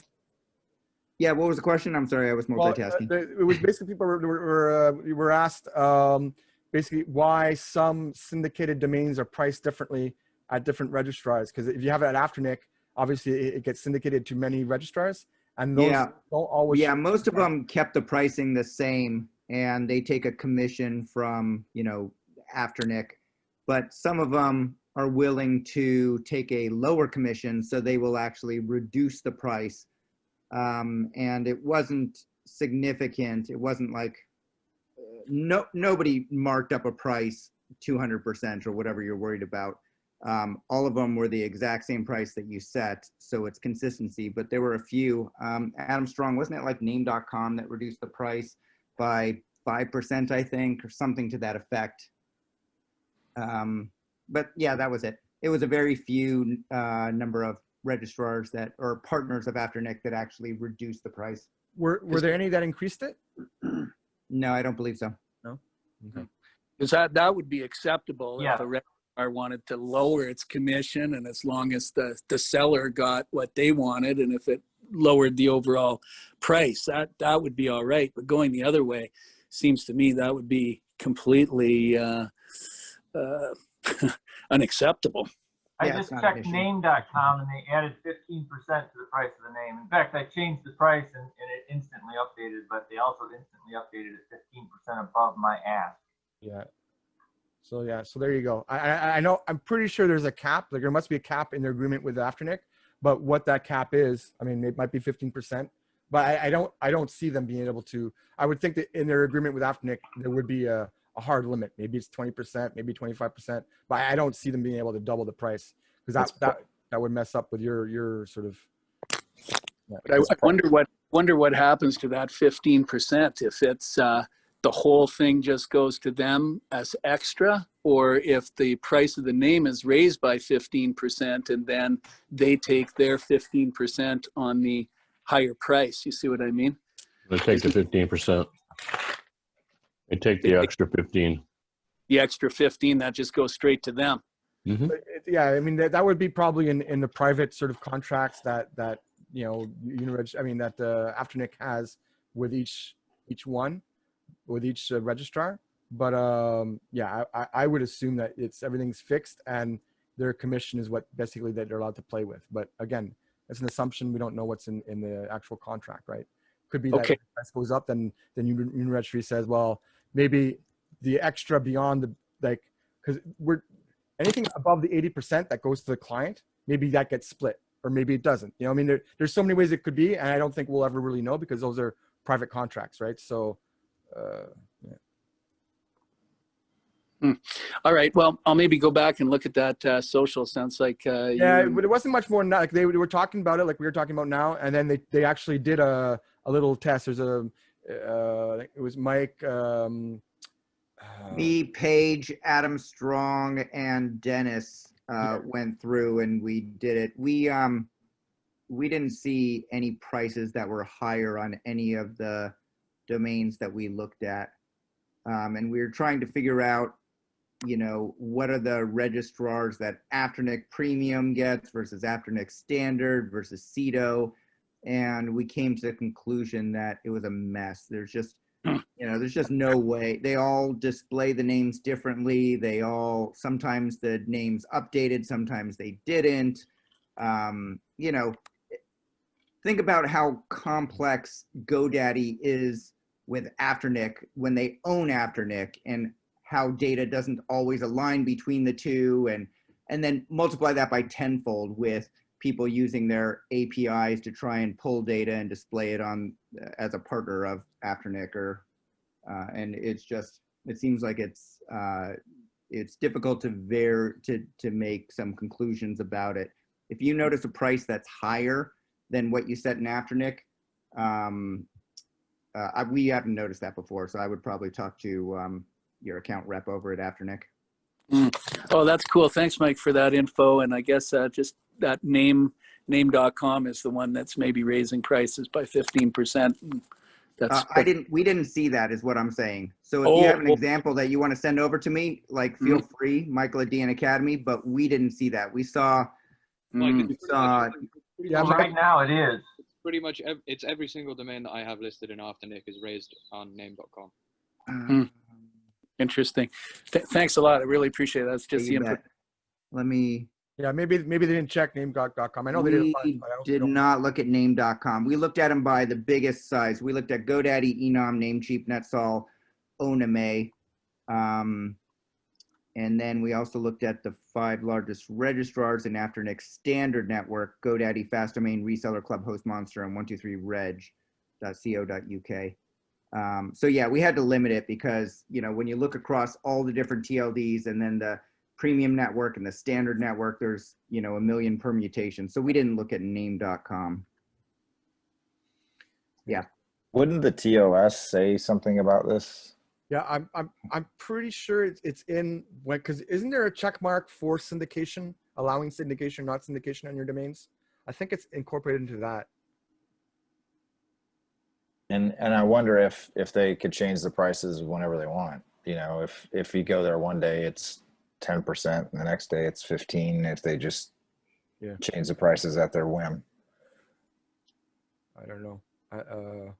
But the good news, Mike Gilman just said, it's live. Like he changed the prices just now, and instantaneously it was changed. So at least there's some, you know, connection that we know is an actual connection. But you know, what the terms are, again, like these are contracts between Afternic and the registrars. I don't think we'll ever get the answer to that, the truth, you know, the actual what the agreement is. But yeah, but I think you are allowed to opt out of the syndication. But again, that kind of limits your potential bioparole. I don't know what the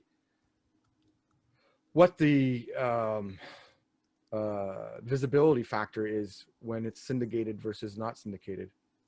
It must be significant. I don't know. Anybody know? Difference in probability of sell when it's on the syndication network or not? I think number-wise they mentioned that the views was like 30 versus 70. So Okay. like 2.5 times more eyeballs. That's significant, yeah. Just from the top of my head. Yeah. Okay. Yeah. Oh. So anybody have anything domainy to talk about? Anybody buy anything cool lately? Sell anything cool? I was telling myself today before we started, we would try and get more into the actual domain discussions, and then we got all kinds of interesting stuff, and we're an hour and a half later. I have an interesting one. I just got an inquiry on this, and I didn't even realize I had it in my portfolio. Narcissist.blog, which, like, that's a crazy. I almost want to develop it out. That's a fun name. That's a right? fun name. I almost want to develop it out and just be like, yeah. You could just talk about yourself for like continuously. Well, I mean, you hand-regged that? So I hand-regged it. Yeah. What was the offer? Do you mind saying, or I mean, I guess that's why you said it was, the offer was 600, which I think it's worth more than that. Actually, that set sounds quite good with a blog TLD. Maybe. It's like I think I could have more fun with platform. Yeah. I bought a domain. It was actually a couple weeks back, but I really like it. I got it. It was attaco.com. I thought it was it sounds like a good video game type of thing. So I'm actually talking to a friend. We're going to try to develop it into a game, an app or something. Whoa, you have another domain you have to develop first, man. Just saying. Yeah, well, that's how I got into domaining. I want to develop everything. Yeah. You know, but if my goal is to spread the work off with some other developer friends of mine too. If they're willing to do it, hey, it's better than letting it sit there and doing nothing. Yeah. So it would be like you'd be fighting tacos, like Attack of Tacos? No, Attaco. Yeah. So is it literally the word attack with the letter O at the end? Yeah, yeah. Oh. I thought it was catchy. Yeah, but I So- see it as a little game that you run around and you get attacked by tacos and. Well, what I'm thinking about, I mean, I'm open to ideas, but what we were talking about, there's a couple different things. We're thinking about doing an augmented reality thing like Pokemon, the Pokemon Go game or something, doing something off of that. But I told him that or it's a first person shooter or something, but I want to make it kind of like, anti-violent. So I want it to be about tacos, even if there's a K. I can throw a taco in there, sure. What's the game? Tacos at people. What's the game? There was a game I think on half of you won't know this, but in television where there was like food going around like ladders and burger time. Was it Burger Time? Oh yeah. Yeah. Burger Time, yeah, that's it. So you can do the same thing but with tacos. A food fight in a Taco Bell. Boom. I was thinking, like have a fluffy puppy gun or something, I don't know. Never mind. I'm just trying to throw something to this conversation. Yeah. Anybody else get anything lately or sell anything? I had a good sale. I couldn't decide whether to talk about this one or not. I sold cannabispharmacy.com for $35,000. Wow. Wow. Congratulations. That's awesome. Very nice. Awesome. Very nice. When was this? I held it forever. I mean, I had it since 2004, I think. I hand registered a lot of domains after the .com bubble burst, and I've been sitting on them. And that's my best sale so far is 35K. That's a very good one. I hope you had it developed. I had built a blog on it, and the owner of thecannabisPharmacy.com, who is an e-commerce site, perfect, contacted me through the blog, and we negotiated. And it's it's on escrow.com with a payment plan, so I'm not sitting here with that money in my pocket at this point, but I'm very happy. Yeah. Congratulations. Was that the buy was V or the? V. V like the letter V? No, they had the word THE in front of it. Okay, yeah, V. Yeah. And this is a recent sell, I guess, or? Yeah. Nice. Last week, I don't know. The money came in last week, I think. Okay. The first payment. How long is the plan? It goes over about 2 years. Okay. To get that price, I think that's cool. Did you make it top heavy or was this equal payments all throughout? Well, it was top heavy. There was a bigger first payment, and I actually gave them several months with not paying anything in the middle because they're kind of like a startup, and then they start paying more. So, yeah, that's nice. Yeah, well, congrats. That's congrats. Thanks. Very nice. Yeah, I think a lot of people here are starting or have already loaded up on cannabis names, so makes them happy, I think. Where are they located? Are they in the States? Yes. In the Southeast, they have a business putting CBD oil into independent mom and pop pharmacies. Hey, I missed it. What was it? What'd you sell? Cannabispharmacy.com. That's good. So what's going on with vape? And do they put CBD oil in vapes or no? Yep. No. They put CBD in vapes. They don't put CBD oil in vapes. Right. Oh, okay. Okay. So are vapes gone and kind of washed up now? Oh, very popular still. Nope. I have a few vape names. I can't remember now. I have a vape tenant. They do very well. Yeah, that was a hot thing for a while, I think. Now, Well, they sell tons of CBD stuff as well. yeah, I think the reason why vape is probably less talked about is probably just because all the legalization of cannabis over the last couple of years in different states. And those are two different crowds of people, I'm taking. I don't smoke anything, so I wouldn't know, but There are people I know I have a lot of domains, so with them, so medically and recreationally. So yeah.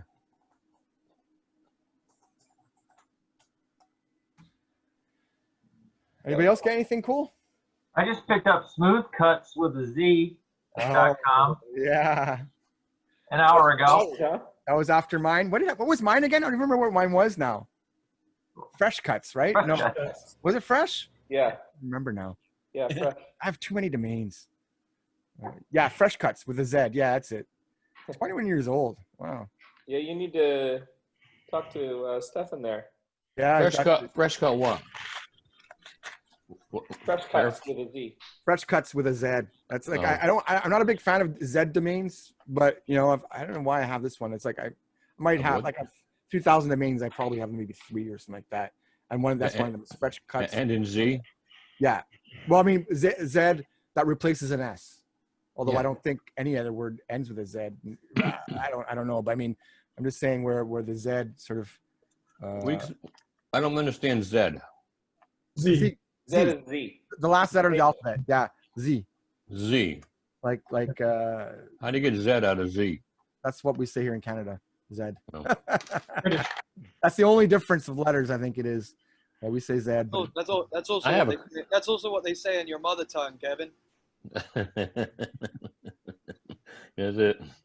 I have brandable domains with the Z. XYZ. Oh, well, I see. I had Sounds familiar. zsupply.com. I don't know why I did that. How many domains do I have with a Z in them? That's, yeah.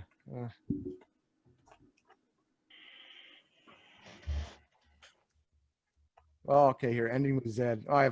Okay, but Wiz. Like I have Cannabis Wiz, so that doesn't count. That's like Wiz is like wizard, right? Influencer Wiz as well. Make Some Buzz, Medical Wiz. Those are yours? Yeah, Pinball Wiz. Here's another one that replaces it. Slogans with a Z at the end. So I want, I don't know. It's one of those things. You see them and it's like, whatever. There's actually somebody who couldn't get the cuts with a CUTZ, so they have Fresh KUTZ. Okay. They really took it. Mine at least has a C. I know. That's terrible. Yeah. You're going to change one letter. Change one letter. You might as well change the whole thing now. Yeah. Oh, guys, I got a few private messages here. If you guys have questions you want to ask, feel free to ask them, eh? Afsal wants to know, has anybody sold any .tv extension domain names? If so, can you let me know which landers you used? I think somebody talked about a .tv not too long ago, last week or two, a couple weeks. I forget now. I sold one about like 5 years ago. I had youth.tv, and I sold it. I believe it went cheap actually. It went for 7,000. But I think that was a good name. But somebody was going to start. I haven't even checked it in years now. I'm curious what they've done with it. Yeah. But I sold youth.tv. Yeah, we talked about that not too long ago. I have documentaries plural in TV. Let's see what. I like that one. It's the guy Byron Allen that bought a lot of those. He was doing a LinkedIn kind of seminar. It was an hour and a half long, just talking about investing and all of this. Then he got to talking about domains and really ownership. And his comment was that he said, yeah, I just started buying domains, some particular ones when nobody was watching, and .tv was one of them because he had been buying TV stations and then ads on TV stations, selling those ads. That's how he made so much money to end up buying the weather channel that he owns now. But he owns a zillion .tvs. Yeah. Yeah. Here. Josh said, wow, somebody got one for wholesale and flipped it for 40x in a month or so. Yeah. I think all this talk of NGTLDs, I mean, people overlook the repurposed ones, right? These alternatives like that were CCTLDs repurposed. I think there's nothing more self-explanatory than a .tv. I mean, like, if it works. I mean, if you're going to start a YouTube channel, and you have .tv and you say that to somebody, they're more likely to understand that than a .co or a .io or whatever it is, .tv to the general public makes a lot of sense. But in terms of sales, I know I've seen quite a few, whether, what I see is a small percentage of them or just like the tip of the iceberg, I don't know. But yeah, and the prices seem to fluctuate quite a bit.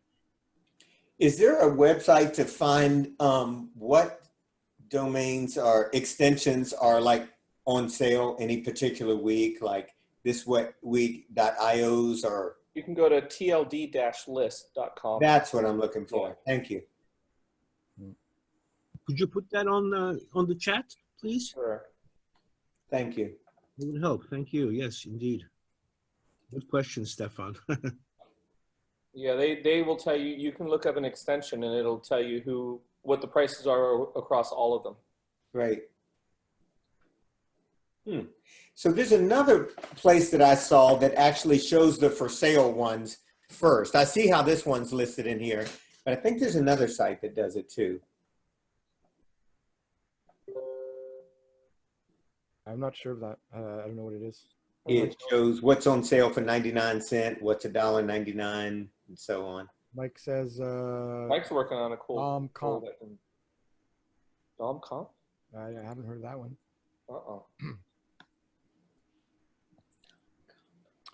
Here we have a question from Sven. He wants to know what people think of the value of return.org.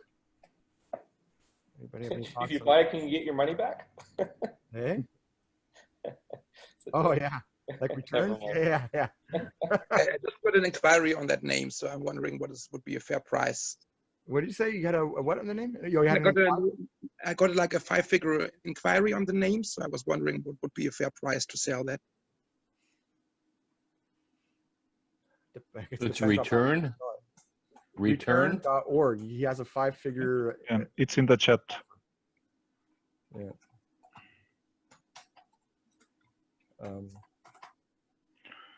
Don't chase them away. Eh? I don't see it. Oh. That's further up, but yeah. Oh, I see it. Return.org. Return.org. Return.org. Yeah. I'll copy paste it. There you go. Good. Yeah. Close the deal, Josh says.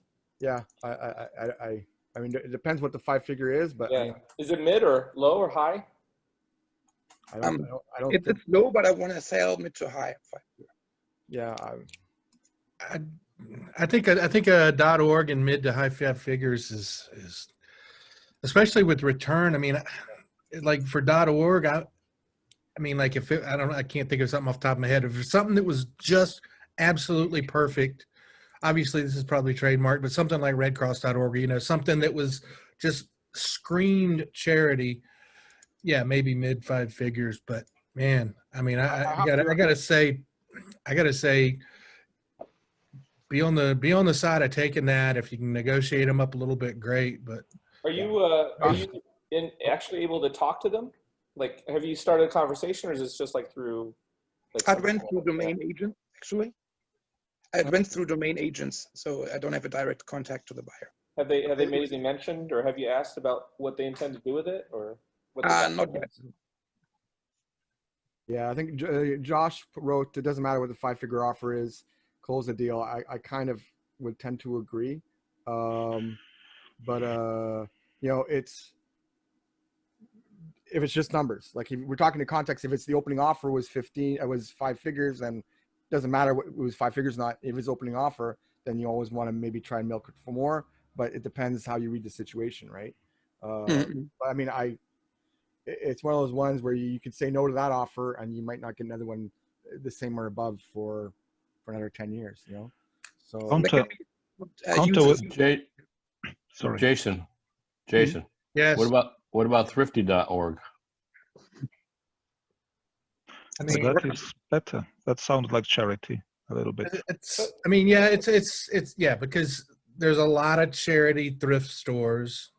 So I like that one a little better, but honestly, I think any day of the week you can get a 5-figure offer on a .org if you've got, you know, not 5 figures in it, or not even high 4 figures in it.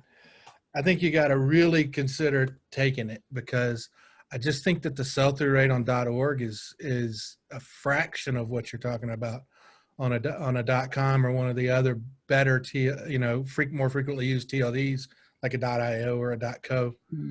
When did you pick it up, Sven?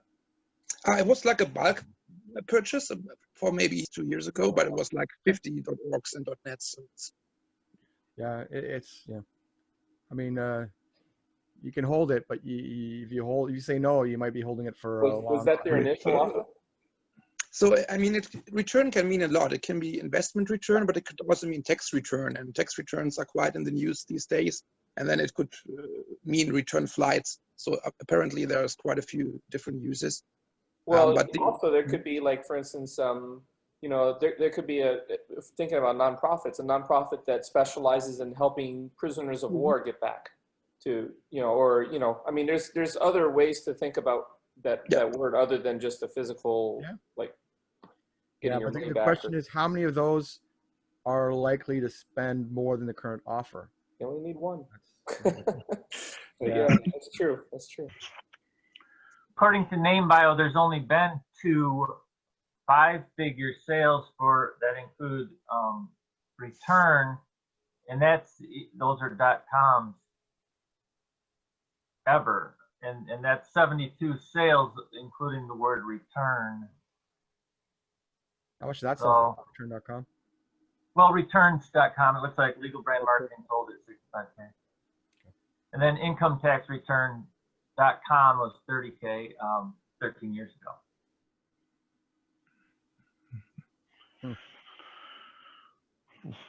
Thank you. That's pretty cheap for incometaxreturns.com. 13. How much did you say? 13? Well, 30, and it's 30, singular, not plural. So still pretty cheap. 13 years ago, Albert. I know 13 years ago, something like that were probably sold a lot more because they were pretty hot. Yeah. Somebody else want to know our thoughts on groceries.tv? Not much. .tv has got to lend towards TV. I mean, who's going to do a TV show on groceries? I don't know. The buyer. Kind of. Someday. I have a domain. Gosh, I want to say it's. Oh, geez, hold on. And it's similar in nature. Yeah. So yeah, VR Grocer. Because it's a name I'm gambling on, right? But it's because for the same thing with groceries.tv is that I envision. Well, I mean, it's already here now, right? Where people are in grocery stores and they're shopping for clients remotely. Like the client phones in their order or doesn't phone in their order. They do their order by internet. But I think there's also some people want to see stuff. And I just thought, okay, maybe there'll be somebody in the store with a camera and you'd see what, no, don't take that apple, take that apple. And I mean, it's a silly concept, but I mean, there's a lot more silly stuff that's happened out there. I think in the visual side of it. What's so silly about that? That's what my wife does to me. Take that apple, don't take that apple. Exactly. I'm serious. You don't think I'm joking? No, yeah, but I just don't know how likely it is to be commercialized. But I mean, I know there's grocery stores here even before the pandemic that started like that shopping service where somebody will take your list and go get everything in there. And I know some people are very picky when it comes to fruits and vegetables. So, yeah, you can do that list with like toilet paper and whatever, crackers and cookies and anything that, comes in a package where the product doesn't change at all. But when you come to like fruits and vegetables, there are people who, they don't shop online for those things specifically because it's not that they don't, well, I mean, I guess they don't trust what they would get, because it could be this, it could be that. I know when COVID started, my mom did some online groceries, and like one time she'd get one thing and next time it'd be something else. And that's the ongoing joke online on Facebook. All my friends, they would order bananas and just to see how many would come. And some would get one, some would get like 12. And it's just like, well, what's, because it's not clear, it's just like they order bananas and it's like person shopping doesn't know, but do it virtually, but that would be expensive too to have the person there. But anyhow, that was just my thoughts. So groceries.tv, I think there is a usage, but it's a long shot. Anybody else had thoughts? Groceries.tv? This in the chat. There was a movie called Second Act with Jennifer Lopez in it, and they have well, if you haven't seen the movie, I don't want to spoil it for you, but this domain would be appropriate for a project that they come up with it, where there's remote shopper kind of thing.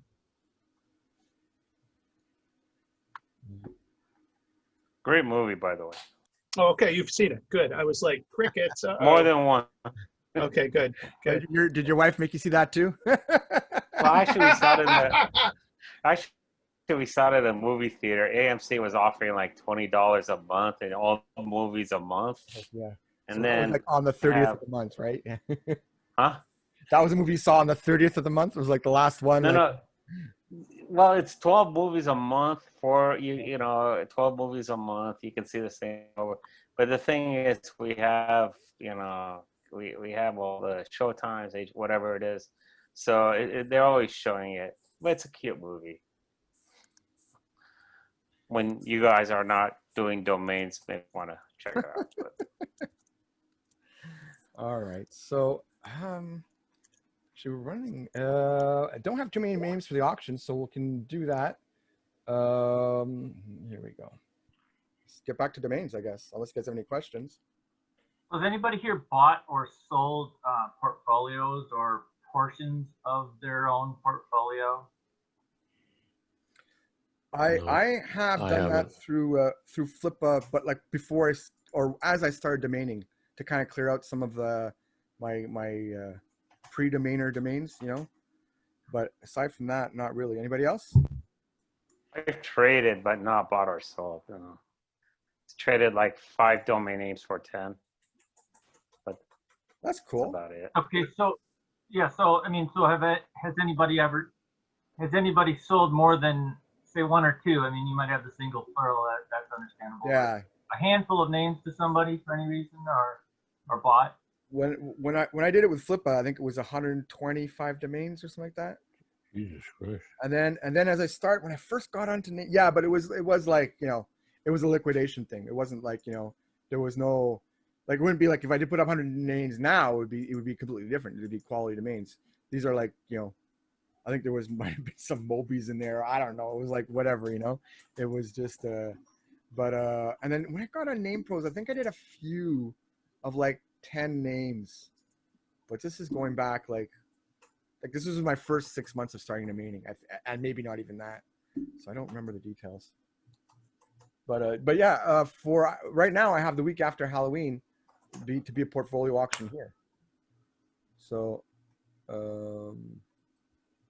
yeah. You buying, Mike? No. Do anybody buy stuff at portfolio stuff, like groups of domains? No, but you know, who was talking about today was Domain King, and he was talking about, you know, buying and selling portfolios, and I think there's like an opportunity for creating a domain REIT, you know, like a real estate investment trust. So, you know, especially if there's like a later registered trademark, then you have like a problem when you resell it to another domainer. So instead of just passing domains back and forth, let's create some liquidity. And it's like you buy into this REIT, and you have portfolio domains that go in there. It's a trust. And so, you know, there's no trademark issues that way. At least no later registered trademark issues. I think because what we need is like. I think you lost half of us. What does REIT stand for? Real Estate Investment Trust. So like if you want to buy a building, you'll get say 100 investors and buy into this building, and they each own like a slice of it, a different portion. One person can own like 80%, another person can own 10%. Doesn't really make a difference. Got it, yeah, because it's a shared based thing. Are they still around? Oh yeah, it's a big tax dodge too, because there's no taxes on income for the. No, I mean the group, the domainer group that wasn't there a domainer group, REIT? Oh, I never heard of that. Yeah, there was Internet REIT. There was iREIT. Yeah. I know what you're talking about, Kevin. What it has to do with this? Yeah. Oh, whoa, sorry guys, I got your delivery. You gotta take over, Jonathan. I'll be right back. Okay, yeah. Well, actually, you know what's interesting? There is actually a top-level domain REIT. Also. Is it really? Yeah. Since when? It came out in 2014. think I it got did not released know into the that. root. Yeah, yeah. Did not know that. Let me see if I can find Does the it do URL any for it. good? Does it, anybody have any? Does it sell You any? know, I mean, it's great question. I don't think it's sold in the conventional manner. I'm looking for the URL for it right now. The real benefit is if you have domains, you can generate income from them. And so you just want some liquidity, but you don't want to sell the domains for cheap. There's I put in the chat, it's nick.reit, and it's, I think it's almost like a .brand kind of thing. Mm-hmm. Like it's I don't think it's sold like you could go buy it at any old registry or any old TLD registrar. Interesting. Yeah, who'd have thunk, right? Who'd have thunk? Who'd have thunk? You know, there was there's a group called Dominion that did, so I'll do the like TLD update while RF's Amazon Prime Day shopping stuff shows up. I think Andrew Alleman saw in his blog where this company called Dominion Enterprises that had applied for 5 different top-level domains. Recently, it looks like those transitioned to now being operated by .xyz. Yeah. Yeah. That's interesting because this is a company, they originally, I believe, so they operate stuff like Auto Trader type books that you find in stores. So they had like motorcycles, yachts, autos, homes. I don't recall what the other one is. And it's not spelled like your last name, Leonard. Anyway, when they originally launched it, I think the aspiration was to do something to tie together maybe like a little mini website along with a listing or something in the booklet. But then they pivoted to make them generically available and release them out into the wild. And I don't know if that worked out well, but you know, the folks at .xyz seem to have acquired quite a few of these and become quite a book of TLDs. Yeah, I think Daniel's on a TLD, whatever, grab whatever. But I talked to one of those guys from that place, Dominion, at NamesCon a couple of years ago.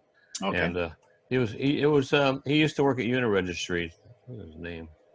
I don't know. But he went over there as a salesperson, and he was with the boss man there by the bar down there in Trop. And they were talking about how they're revamping homes and everything like that and getting ready to do this whole thing, but I never heard nothing about it afterwards. I mean, I don't know what they did, but they never got no publicity to make people want to go out there and get one. The team there were really respectable people and really smart.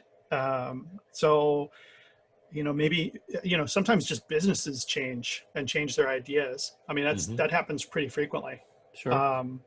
Folks who went and you know, acquired the TLDs usually took quite a bit of vision and patience, and mostly, you know, you're doing that amongst other things you're doing working for your company.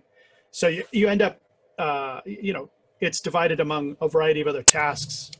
So, and I've seen where if you've got the right person, they're doing a really great job of it, that those are really thriving and doing well. And the ones where they, you know, somebody is maybe too divided or it's just too much internal friction to get anything done, then sometimes it's not a good fit and people move on.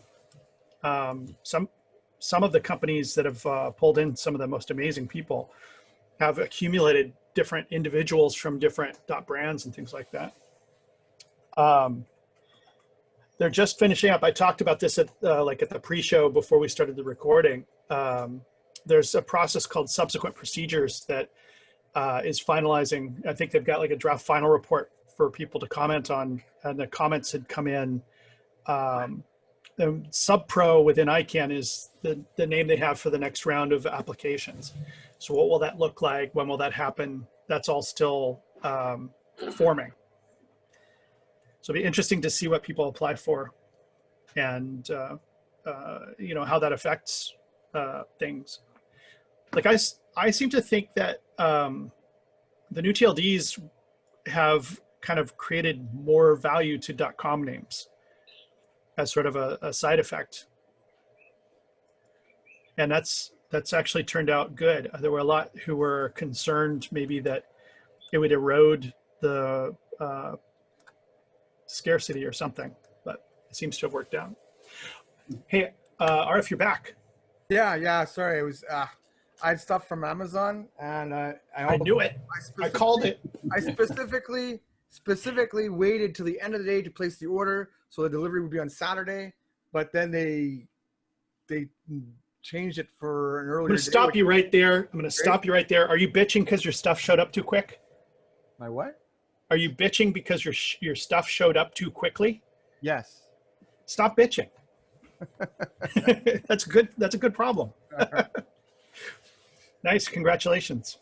Well, yeah, no, it was here's a bed for Steamy. Hey, right on. And, I'm sure he's happy. USB splitter, so my new computer, I have to bend over and unplug things and replug things. Nice. So here, Ezekiel, you asked, how do you sell a portfolio on Flippa? Yeah, that's what you do is you list it with one and then you contact them. But again, this was a long time ago. So I don't know if they still allow that or not. But yeah, you would list it with one domain in the title. And in the title, I forget if I actually added stuff, like I put the domain and then plus others or something like that. But get in touch with them directly because Flippa nowadays, to me, when I can tell from other people is like it's not even a viable venue anymore for selling domains. I mean, maybe, but I haven't used them in a while, and they're not what used to be. Do anybody here sell domains in Flippa? There's a good topic. No. What about it? Anyone? I've sold a couple. Yeah. Not me. There? You gonna start doing portfolios in DNW at some point? Don't know if he's still there or not. He's sometimes lurking. But yeah. About a year ago, I sold quickies.com for $9,000 on Flippa. Wow. Because ultimately, like Quickens. Quickies, it would have been great for a porn site. Quickies. Oh, wait, Quickies. Quickies, yeah, QUI. Oh, that's good. That's a good name. Yes, actually, a company called MindGeek tried to buy it from me for like 6,000 or 7,000 weeks prior to it, and when I found out who MindGeek was, aren't they like the biggest? I think they're based in Montreal. Yeah, they are. They're the biggest porn company in the world. Yeah, yeah. They're what? Biggest what? Porn company. They must own like 100 porn sites. Yeah. Huh. Oh, probably. So you said quickies.com. Quickies.com, correct. I like it. That's a good name. That's like you don't even want to go to the trouble of swiping left. Just take me right through the maze to the cheese. I need this.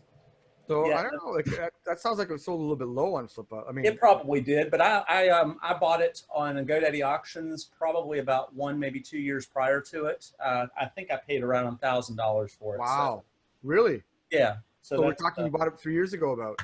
Yeah, it's I sold it last year in 2019, and see that's the one good thing with Flippa is that it lets you make your pitch, right? So yeah, it's just that now it costs $10 per domain. So I can't remember. Better than 25 it used to be. Yeah, that's true. It went up to 25, eh? Well, they take a commission also. So, but I don't think it was. I want to say the commission's only like 10%. So is that, like that. RF, is that per listing or per domain? So if Ezekiel is doing, a portfolio, are they charging him that price per domain? I don't know because it's changed, right? They've changed significantly since I did that. I know I talked to somebody there once. Yeah, I talked with a lady named Amber, and she's listed my domain, and she waived the fees for me and just charged me the commission. So it ended up being better that way. And I listed about 6 domains with them, but only 1 sold. I remember I talked to somebody on the phone once actually. I forget how I got that because I was getting in touch for something else. I don't remember how that came to be. Oh, I wish my memory worked a little bit better. I don't know. But no, but that's the great thing about Flippa is that you have that pitch space where you can actually present data and do all other stuff where it doesn't, doesn't really exist anywhere else that I know of. But it used to be good because they had an audience that would read it. Like Ali Zandi, I don't know what he's doing nowadays, but he was huge there, and he did very well because he had his he had a sort of his routine where he knew what to say and he knew how to present it, and he really took advantage of what was available at Flippa. Wasn't he a Flippa broker? I think he did become one, yeah, or I don't know if he was a broker or like an ambassador. I don't know how it worked out, but he might have been. I don't know where he is nowadays. No, he had his own. How you doing 9 to 5? Yeah, he had a few projects, and he kind of his episodes are like, what was it? Probably going back 4 years now. I'm sure, but were some good ones. Yeah, good stuff. Hey, I got a question for Jonathan. Bring it. If he seems to be pretty good in this space. All right, so I got the IP address from my Afternic rep to be able to use A records to point at the NS3 Afternic server because I want to give those a try. His concern is that they could possibly do a server migration at some point and they wouldn't know to alert me. If I just put a downtime monitor on a few of my domains, would that catch the server migration? Not necessarily. All right. No, is there any because kind they of might put some other kind of web service up there, right? Yeah. But if you, I mean, how much do you code? I mean, I can muddle through a little bit, but I don't do a lot. I mean, it's pretty consistently, like if you just have like, you can even use curl or something that'll just go, look at a web page and test that it's there. And if you just have it look for something is always going to be there on that page, then, okay, you're in good shape. So I can do something. All right. That's yeah, fine. I mean, there's ways. I mean, a lot of them will say this. And in fact, I've been through a couple, I like to do a little bit more sophisticated with the DNS configs on stuff that I do and or use DNSSEC or other stuff. I think I went through that with like how to configure Cloudflare on one of the weeks. And well, anyway, when your provider renumbers their system, if you don't renumber, you're still pointing your domains at the old IP address. That's what you're talking about. Yeah. And the thing that I found is to take one domain, sometimes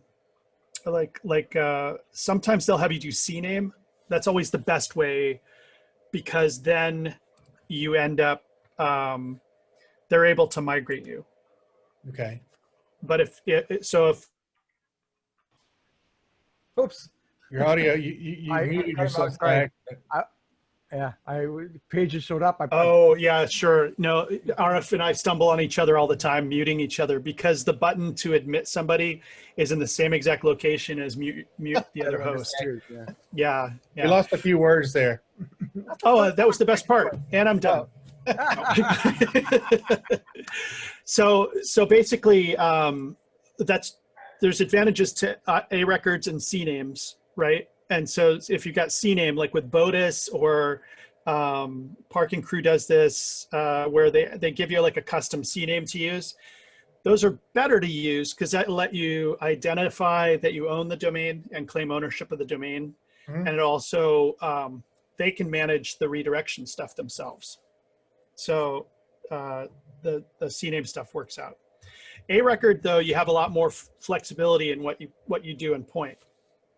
Okay. And the other thing that you didn't touch on, Jason, is that I found, so I point part of my portfolio at Dan, and they have an offer, they have a new thing where you can put Bodis parking up on it as well. And I also found that they have not just A record parking, but then they also have IPv6 based parking. So you can set that up as well. So I know you and I went through an exercise. There's a new version of that to do a walkthrough on. But I'd like to maybe test that out with you and then we can share it with the group. Okay. Maybe we can schedule some time or something. Hey, Jason, I have a question. Why don't you why don't many people try pointing it to GoDaddy auctions page, like so it's actually got a GoDaddy URL? Why doesn't anyone do that? I think I've seen that before, where someone redirects it to the GoDaddy auctions page, and that way you get the benefits of Afternic, but with a GoDaddy URL, right?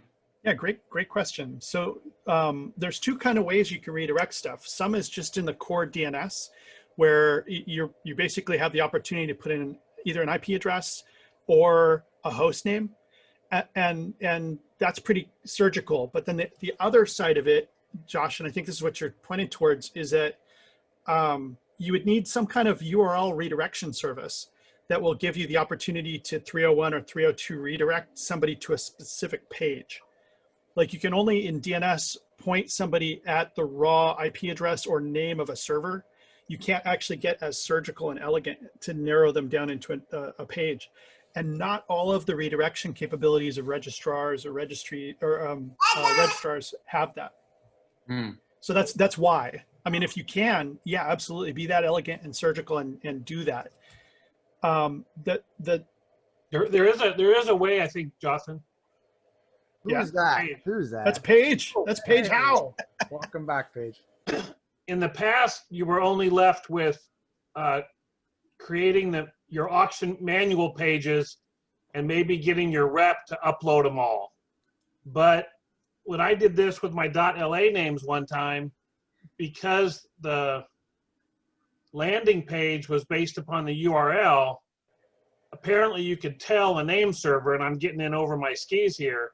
Basically, if you search for Paige Howe, I did this in .la, you search for pagehow.la, tell it to go to auctions.godaddy/PageHowLA. If the naming structure of the landing pages was consistent and based upon the URL, you could just put a rule in there to do it, as opposed to having to upload each and every, if you had 2,000 names, you'd have to get the URLs for all 2,000 names, the auction pages for all 2,000 names.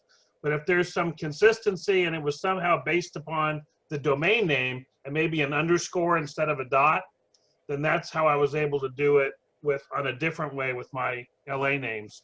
Because you could just say, if you're looking for this, go to this. And if you could derive the lander from the page, then it seemed like a name server can do that. Yeah, so there's like someone on here last week who does that, sends all their traffic to their GoDaddy auction pages, and they were very much in favor of it. Yeah, I mean it's like it's what everybody wants. It's what everybody's asking for, a GoDaddy landing page. That's why the Uniregistry Buy It Now seemed like an inexpensive alternative, where you got half of the GoDaddy logo. You know, you got the Uniregistry and the GoDaddy, and you could negotiate it yourself and not pay the commission. And I think that's what's made that an attractive alternative for a lot of people. Well, they took away the GoDaddy logo for when you self-broker, so that doesn't show up anymore because they realized that. I think they realized that was a big benefit. So it only shows up if you've got it on brokerage. But I think the element that maybe some of us, I don't know, we maybe don't fully understand is how much value and how much trust comes from the actual URL itself. So like uniregistry.com means nothing to most people, but GoDaddy.com means a lot to most people. I just wonder if that would, I'm sure it would affect it marginally. It's just a question of how much it would affect sell-through rate. It might be considerable. It's tough to know. I guess Could you put your own GoDaddy logo on your own landers and say, go to GoDaddy to buy this name? I'm not making you, but have a big GoDaddy logo because it's an option that I provide? Yeah, I think a couple of people that I know have tried that. Said that Dan performed better. It didn't perform badly, but they said that Dan performed better. And I'm talking about people with portfolio sizes in the tens of thousands. Right. So they get decent sample size, but I think most people with the larger portfolios have said that if it can land on a GoDaddy.com URL, that would be kind of like the holy grail. Does anyone do any like Google reviews for your own store, or it's not Better Business Bureau? What's the one online? Trustpilot. What's that? Trustpilot. Trustpilot. Has anyone done that route? For my No. own, it just felt wrong. What? It just feels wrong to do a review for your own thing.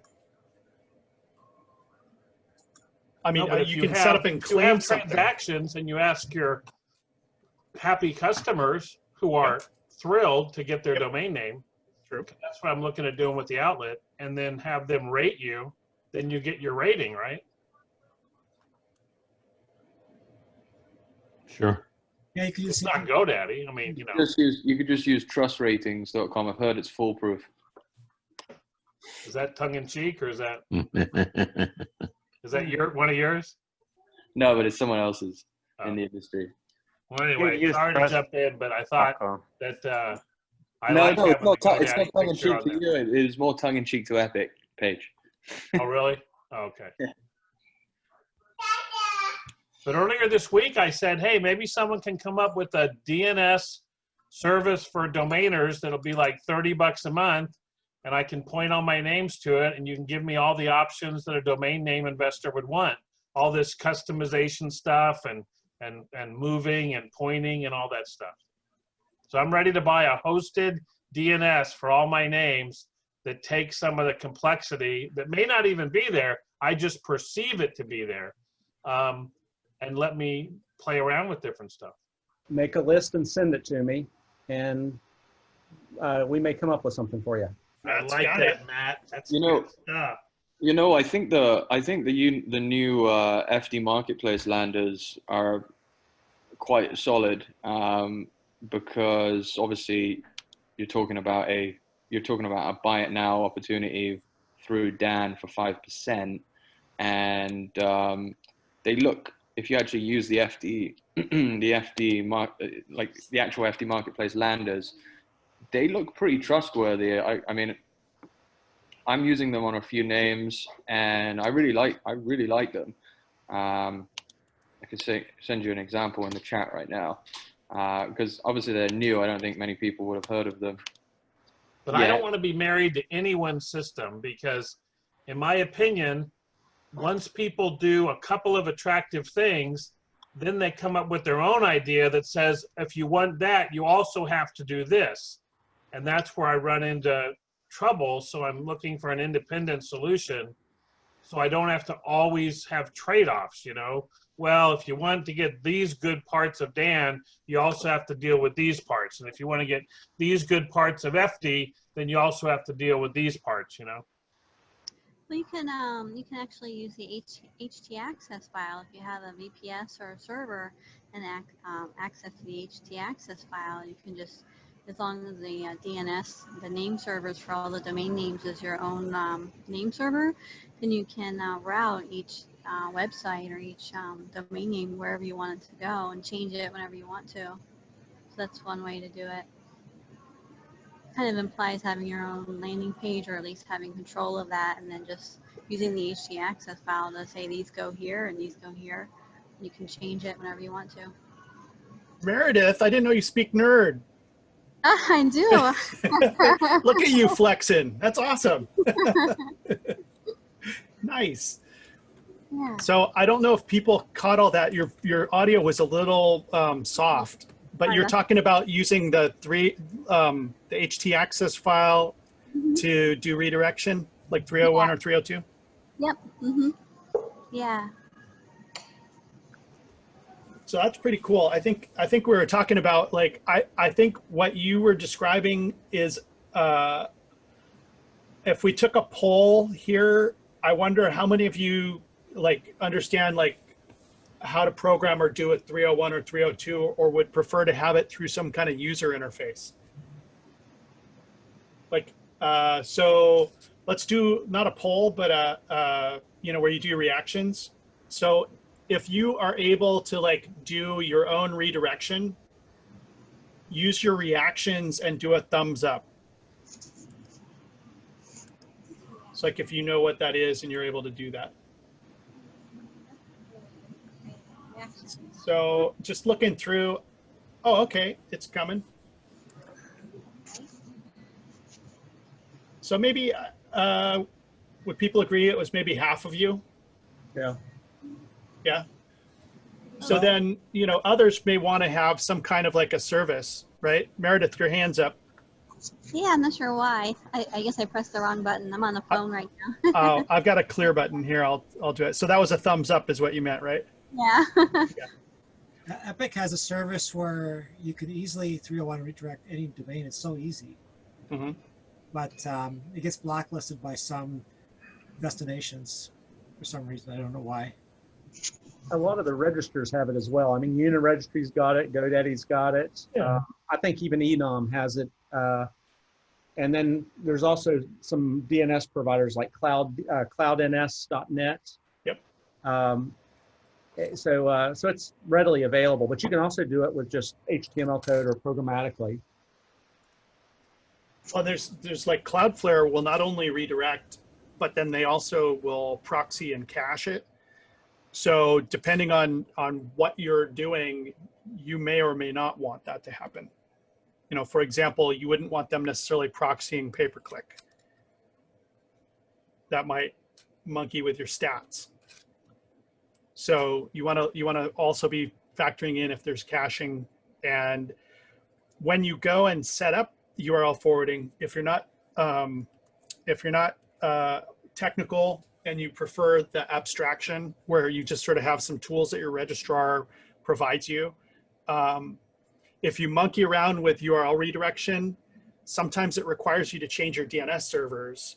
And if you've got any kind of email or services set up on domains, you can break stuff. So you want to think of the inner reaction with other stuff you might have set up on domains.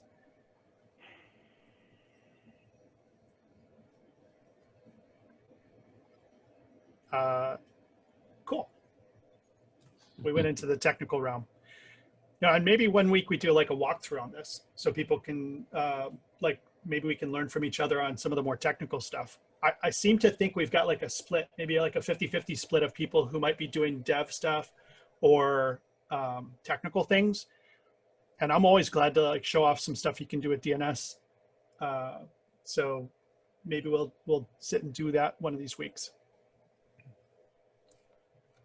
Mike Seiger put in the directory, by the way, Jason, a link to something called Montastic.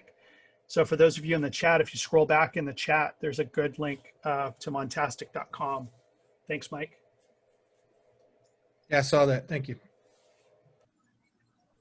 Hey, folks, I didn't want to wait on setting up Narcissist blog, so I already have it active. I'll do another domain when I do the walkthrough.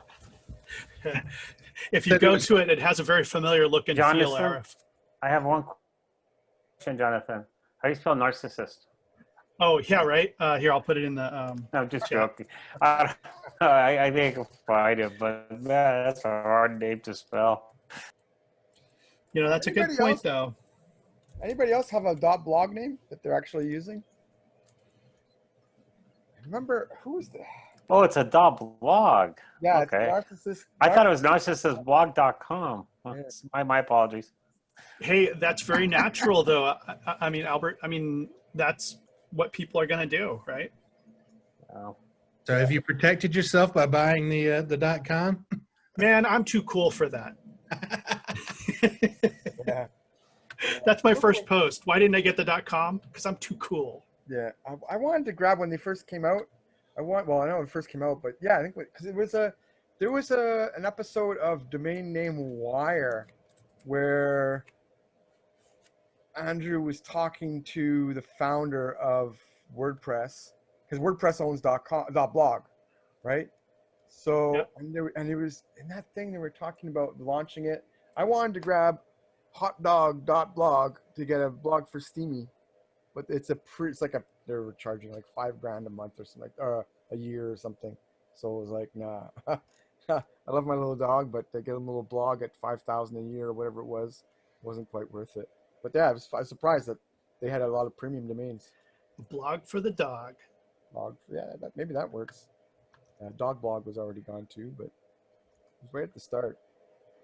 You remember when I was telling you guys, it's, you know, Chrome stops you from going somewhere? I just got that thing for narcissist.blog. Says your connection is not private, this and that. I hate that. I got the same thing.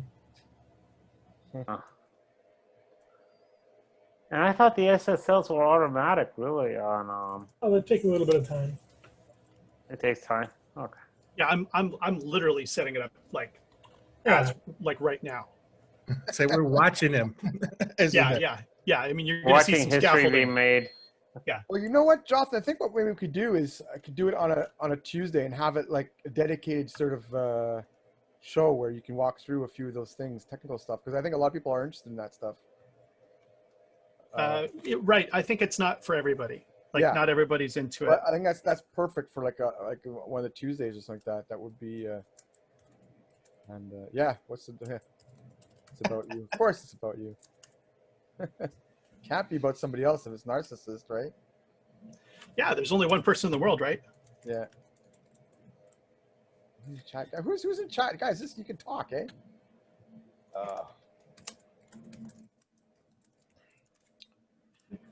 So, anybody else have anything interesting with domains? What are people buying these days? What are you looking for?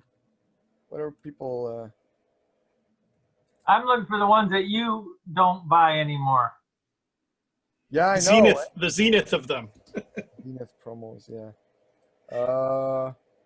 I don't know when I can start again. I mean, I have to, but I was tired lately. Just got to figure out what I'm gonna do with everything. What's the longest name anyone's bought in the last week? The longest name. All right. Well, I bought zero emissions cars. Pretty long. Pretty long. zero emissions or zero emission? It's got the S. If it didn't have the S, it would be a fairly solid name. Yeah. But it was $11, and it probably snuck in when I was in a hurry, putting in my discount back orders, because I'm looking at it, and I wouldn't have said it out loud, but he asked for long names, and I'm like, well, that's pretty long. 17? I didn't count it, but yeah, that's probably in that ballpark. I try not to go over 20. Sold domains longer than that. Sold. Slickbranding.com sounds pretty cool. Double E, that's cool. I think I went 26 characters.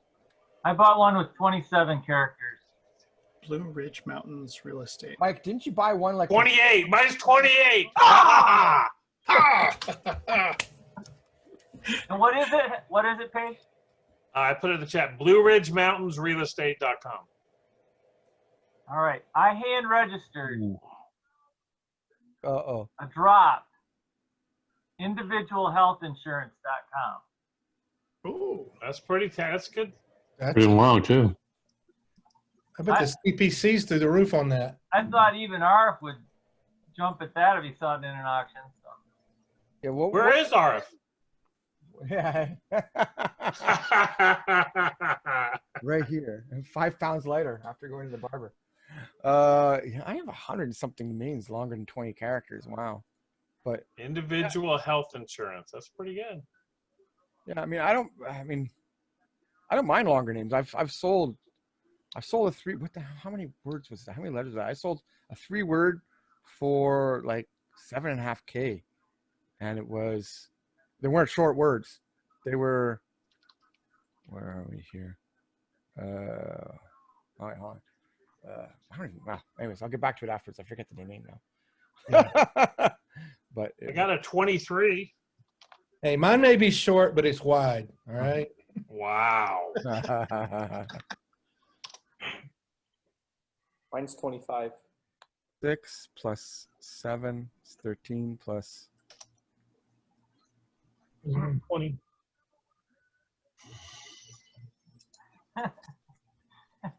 So yeah, so I sold a 24 character domain not too long ago for like $7.5K. Look at Thomas. This is an awesome domain name.com. I like that. You got individualhealthinsurance.com for hand reg. Yeah. Isn't that Jesus, nuts? Mike. Isn't that crazy? It's like, that's amazing, dude. Seriously. I can't believe you got that for $9. Like, the stats on that are off the chart. Maybe I spelled it wrong. Maybe there's an L. Maybe it's an L instead of an I. Individual. Seriously, go check that. Yeah, ENCE. Because that I is got my literally face like now. 15 to 30,000 exact matches per month at $10 to $11 per click. There are 12 documented advertisers for that phrase in Google. Wow. Yeah, like that is long, but that is a great domain name. Well, now, Yeah. He spells it with he spells insurance in that one. It's lowercase L N S. that's just kind of weird. Maybe now it's showing like as if I don't have it. I wonder if it was a mistake. Like one I of can't believe I dropped it. Yeah. That was one of those that you dream about at night and then you wake up and you're like, why isn't it in my GoDaddy console? I don't get it. Yeah. Oh, you know what? That is it's a misspell. I have the egg. There's a missing letter. Carry on, everyone. Let's go on to something else. Oh yeah. Oh yeah. Oh. Mike, now that there was You're talking to social again. Yeah. There was an old episode of Sherpa you had where Frank was on, I forget who it was, and they registered, it was like Ethereum, but with an I instead of the U or something like that. I was just dying of laughing when I heard that. And somebody bought the other one, or I don't know. But Yeah, I had a happy hour like a couple of weeks ago and somebody mentioned something. And I'm like, what? That's available. And I totally misheard the word that they said. So yeah, it happens to all of us, Mike. A few weeks ago, we said, yeah, you're not a true domainer until you've renewed a typo domain. Like not just registered one, but until you've renewed one. Once you've done that, then you're a real domainer. You have too many domains, and like I've done that. It's like, oh yeah. Oh my! I thought I checked it several times too. Oh man. Heartbreaking. So I had to double check the link, but I sold American Revolutionary War this year for $2,800. It's 28 characters. Yeah, that's a good sale. That's a good sale, my friend. So, and I'm sure that it was fairly cheap. Yeah, it was $59. I liked it enough to do a full price back order on it, but I'm glad that paid off because I probably would have tried to get it for 11 this time. Those were some of the earliest legal decisions on the web that led to the open web, where the cities were, wasn't it like the city of Myrtle Beach or somewhere in Florida was trying to argue that you couldn't create a domain with the name of the city or the state, and the court rejected that and said, no, it's open to anyone for registration. Well, I think the only losing case there is Barcelona, but I think everyone else has gone to the what do we call it, respondent. How about France? Was it France or Paris? Yeah, it was France or Paris. I forget which one of the two it was. I was going to say the same thing. One of those two got, and they got really, because they were partners with They partnered up with them, you know. Yeah, originally I forget which one it was, Paris or France, but one of those two. But that's for they got the domain, and I think they got it successfully too. But I know, just generally speaking, in Switzerland too, with their logo, like the red background and white cross, they're pretty strict with pretty aggressive, I think, with defending that mark. Or that. But again, that's what I don't understand. You can't use the mark even though the mark was made through taxpayer money. I don't understand that logic. But now you're taking advantage of the taxpayer by using that. Yeah. Well, you're not going to stop a second taxpayer from using it. That's, you know.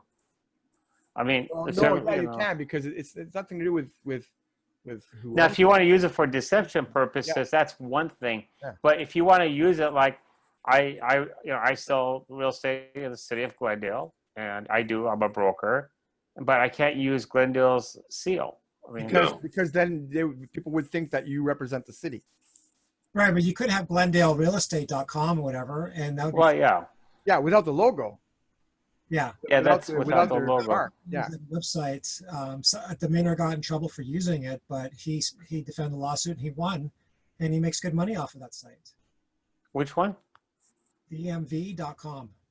Oh yeah, or use it .org. Where's it .org? Yeah. I think they offered him $5 million for that site. Really? Yeah. What website is that? DMV.org.